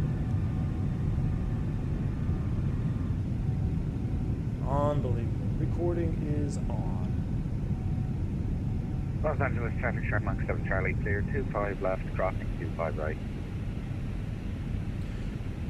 Alright, if we have to go around, we'll set 2,000 feet. Landing checklist, cabin crew advised, auto thrust is speed. Auto brakes are off, ECAM memo. Landing all green, landing checklist is complete. We'll let the auto thrust do auto thrust things today, but we'll hand fly. Autopilot disengaged. We'll follow the flight directors on this one. LA traffic, American 357. 1,000. 5-mile final, 3-mile final for 25 left. Oh, there's SOFI. We got to get a view of SOFI here on the right wing.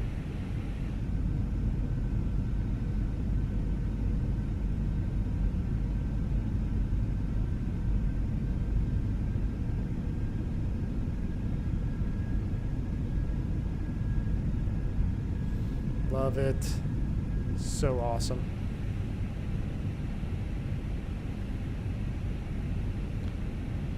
All right, back on the slope. Correcting. CT Huskies, thank you for the $10 super chat, man. Traffic, American 2695, crossing 25 right on Julia. Thank you for the support. Don't see a message with it, but appreciate that. 500. Totally different than landing in Vegas, huh? Gusting 20, 18 knots. This is 0. Just light and variable winds. 100 above. Appreciate you, CT Huskies. Ooh, look at that speed drop off there. Oh, wind shift. Minimum. What's up with that? We just got 10 knot tailwind. Where did that come from? 100. Wow. 50. 40. 30. 20. Retard. 10. 5.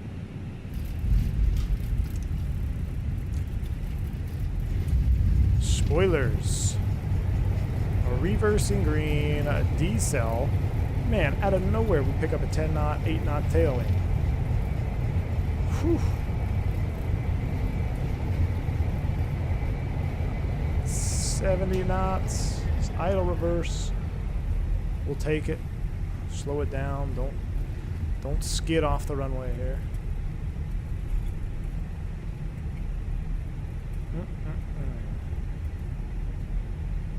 That felt pretty good. What was that? A 233? Interesting. Didn't feel like a 233.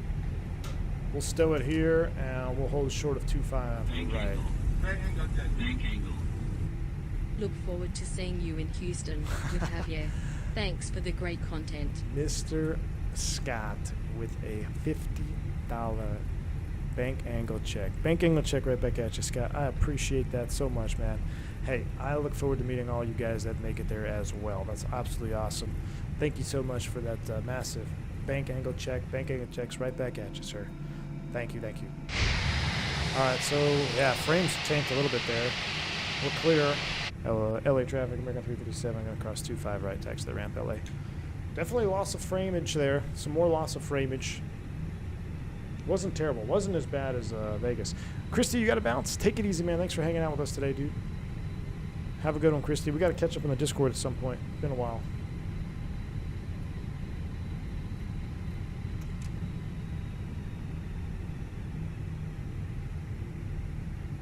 Oh, we could stop recording. Jeez.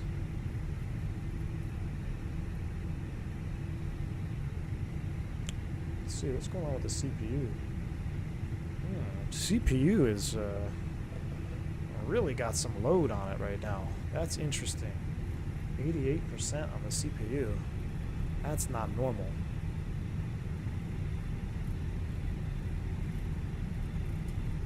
All right, we are clear. Let's go ahead and do this. We will do this. We'll taxi over to the Bradley terminal. 10, sorry, not 10.9. Sorry, 232 is going to be taxi around super ready via Charlie, Bravo, Foxtrot for Southwest. Actually, hang on. You know, scratch that. I'm sorry, I was looking at the wrong thing. Typical Southwest doesn't know where he's at. This is Charlie 10. We'll take, since everybody seemed to park here, we'll take Charlie 10 as well. Super ready via Charlie Kilo Echo. This is INI. This is the INI LAX. Yeah, I do have screen to render on GPU, but yeah, my CPU load is really high for some reason. I don't know why. We'll take 49 Bravo. That works for me. Now the question is,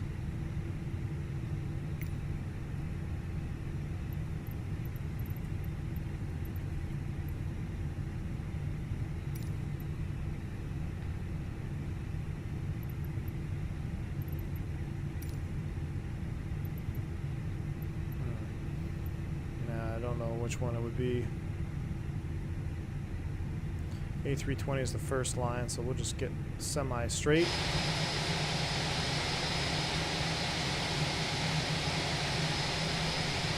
Cheat mode. Ooh, I think about 6 inches short. That's what she said. Brakes are set. We didn't start the APU, so let's connect ground power real quick. When GPU is on, we'll do this. Then we will do engine 2, seatbelt sign, and engine 1.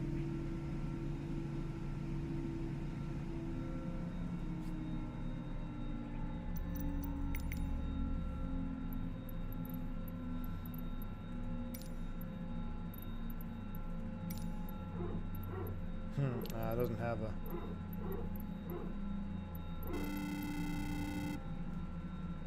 Mike P, always a pleasure. $2 super chat, dude. Thank you, man. Appreciate you.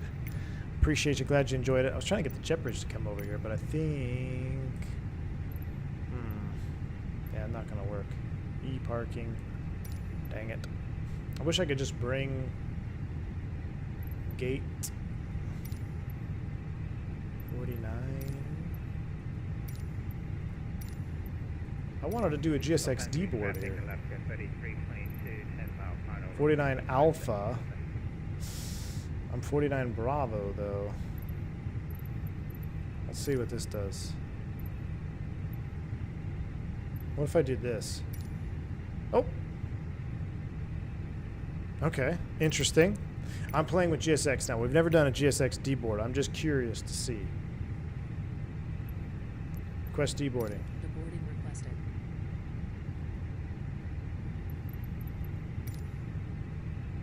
Cool. Looks like we're actually going to deboard. We get the beacon light off. And here they come.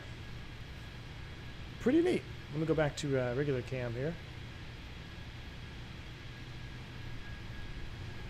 She said that to me. She's for the streets. So, yeah.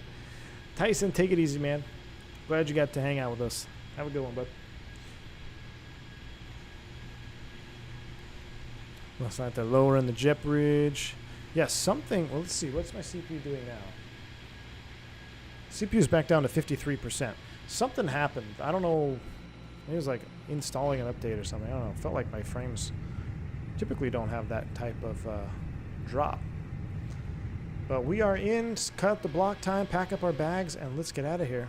Welcome to LAX, folks. The 320 looks amazing in that American paint. Yeah, I like the 320 in this paint. Spirit looks better. Too bad it's going away. I know you're not going to see any yellow airplanes anymore, ma'am. Not going to see any yellow airplanes. Anybody on final? Was going to plane spot a second here. Why we deboard, but I don't see anybody on final. There's Southwest over there. Airport is just ridiculous, man. Airport is absolutely ridiculous. All right. I'll tell you what, let's get ready for a replay. So, first things first, I'm going to just restart the Kuta. What? Somebody's on short final.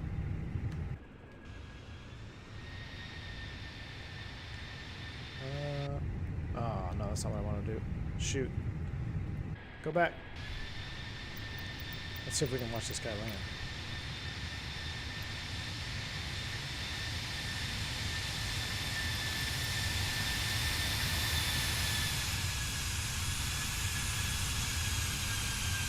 Oh, there he is. We got Moneybags Alaska coming in on 2-5 left. No more yellers except for DHL? Yeah. Yeah, Dennis, JetBlue will be taking over Spiritual Wang, so there will be no more yellow airplanes out there.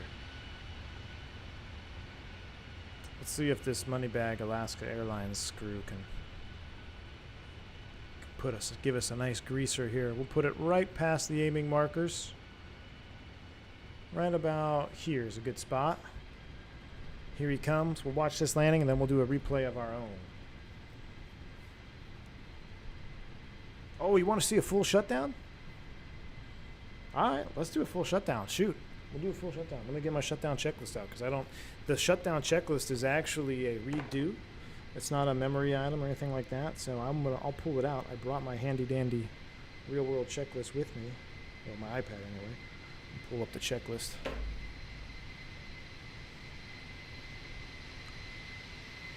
Here they come. Alaska 737-800.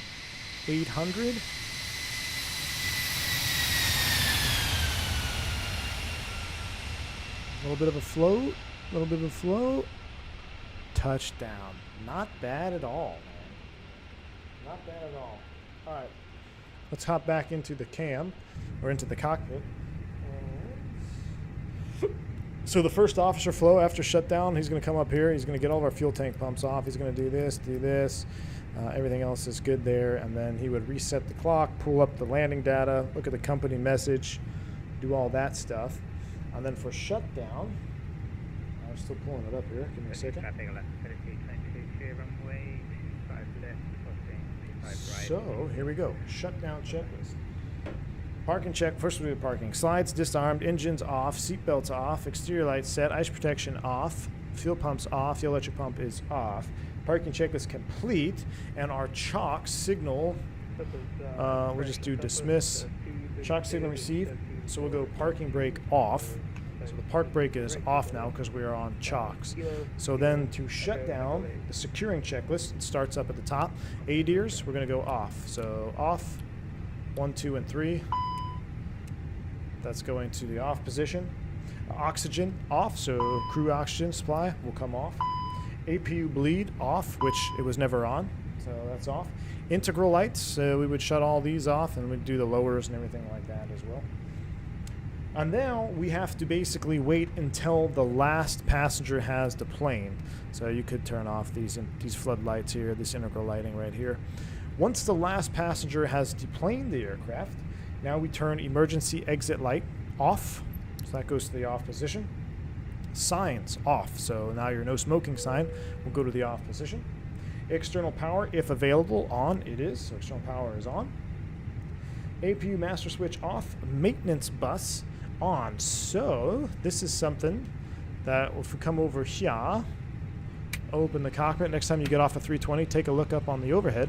So there is a little switch right here. This is the maintenance service switch, and there's a little hole so you can finger it, giggity. So you stick your finger in this hole and you press this switch to the on position, and that will turn on the maintenance service bus, which will power a couple things like cabin lights and a couple other things when the airplane is completely shut off. So basically eliminates burning batteries down on a hot battery bus because we're going to turn the batteries off. So once that is on, then we would come over here and finish the rest of the shutdown, which would be external power off, and then after 2 minutes, batteries off. So external power would come off, and then after 2 minutes after the APU avail light, which we never started it, so we don't have to worry about it, then we go battery 1, and then battery 2. Most forgotten item on a securing checklist is the battery. So make sure the batteries are off. I'd actually probably put that in the off position as well. So there you go. Aircraft is secured for the next crew. Check. Time for me to leave. I'm going to get myself in trouble. Good deal, man. Good deal. All right, let's do this. Let's go restart Kutel so we get rid of all the GSX stuff, and then we can do a state save. We'll watch the landing, and then I'm going to get out of here as well. Can't thank you guys enough for hanging out with me today. We'll do this, and then we'll go over here. Panel states. We'll do ready. And we'll set it as active. We'll put engine masters on. Flaps full. We'll do this, do this. Is GSX still out there? Oh, they're gone.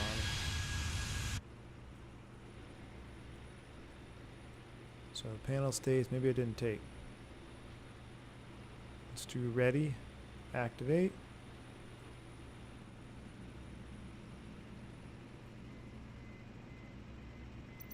Why are we not activating?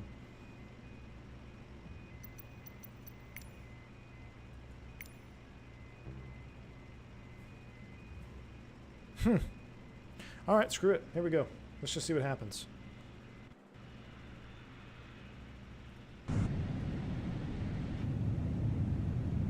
LA traffic for 232 Singapore runway 24 left and departing to the left.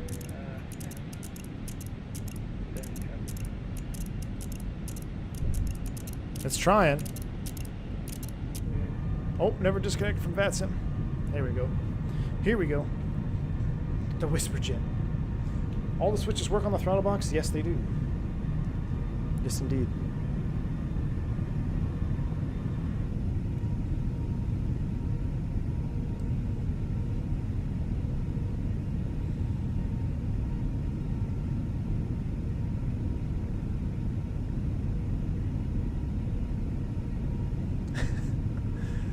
I saw Lauren's message up there about Alaska not being loaded down by the bank angle checks.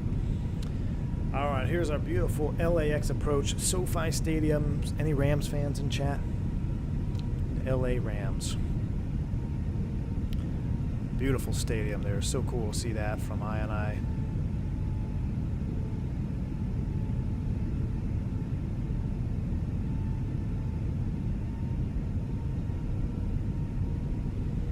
Coming in over the freeways. Man, are my engines on? I think they are, yeah. Beautiful approach. I'm gonna have to figure out what's going on with the CPU getting overloaded today. I don't know if maybe there's an update or something I did. I'm gonna do some investigating because CPU usage was pretty high today and it shouldn't have been that high. It's normally not that high.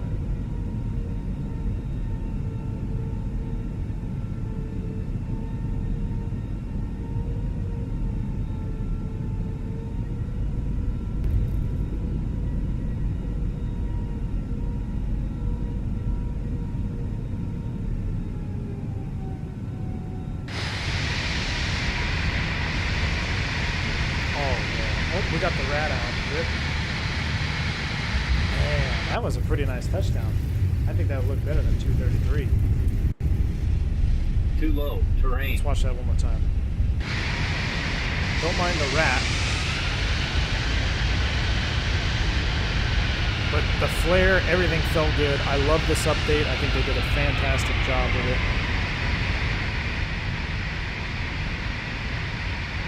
Well, maybe it was a 233. Could have flared it a little bit more, but good control. I was able to control that nose wheel better, even with the nose off the ground. Look at this. Look at this right here. So watch me move the lateral axis of the airplane. Or actually, moving about the longitudinal axis. So when the mains are on the ground, I'm able to adjust this nose here. This is pretty good. Right there, you see that? See that control? That's realistic. That's good. That's what we've been lacking. I like it. Absolutely like it. I think they nailed this update. Combine it with the gust factors and everything that you get in this sim. Unbelievable. All right, we're going to get the sale going. I'm going to get out of here. I'm going to say goodbye to everybody. I'll take this moment to thank y'all in chat. All the member donations, all the super chats, the donos, a couple of big bank angle checks. You guys are absolutely awesome. Appreciate the support. All the likes and the subscribes. You guys are phenomenal. Can't thank you enough. Thank you for being with me today on this two-leg stream. I hope you enjoyed it. Maybe you picked up a tip here or there. But as far as this update is concerned with the Fenix, I give it a 2 thumbs up. I think they did a phenomenal job. The sounds are great. The handling is great. And this sim continues to impress. Every time I fly it, I get impressed by this sim. So, absolutely love it. I hope you guys enjoy the rest of your Thursday. If you're interested in food or my smoked crispy butter thighs, hopefully I'll be able to cook some of those up tonight for the game. Throw it in the food channel. Until next time, folks, probably not till... Honestly, I may not see you guys until next week. We'll have to see how busy I am. But stay safe, stay healthy. I'm V1. See ya!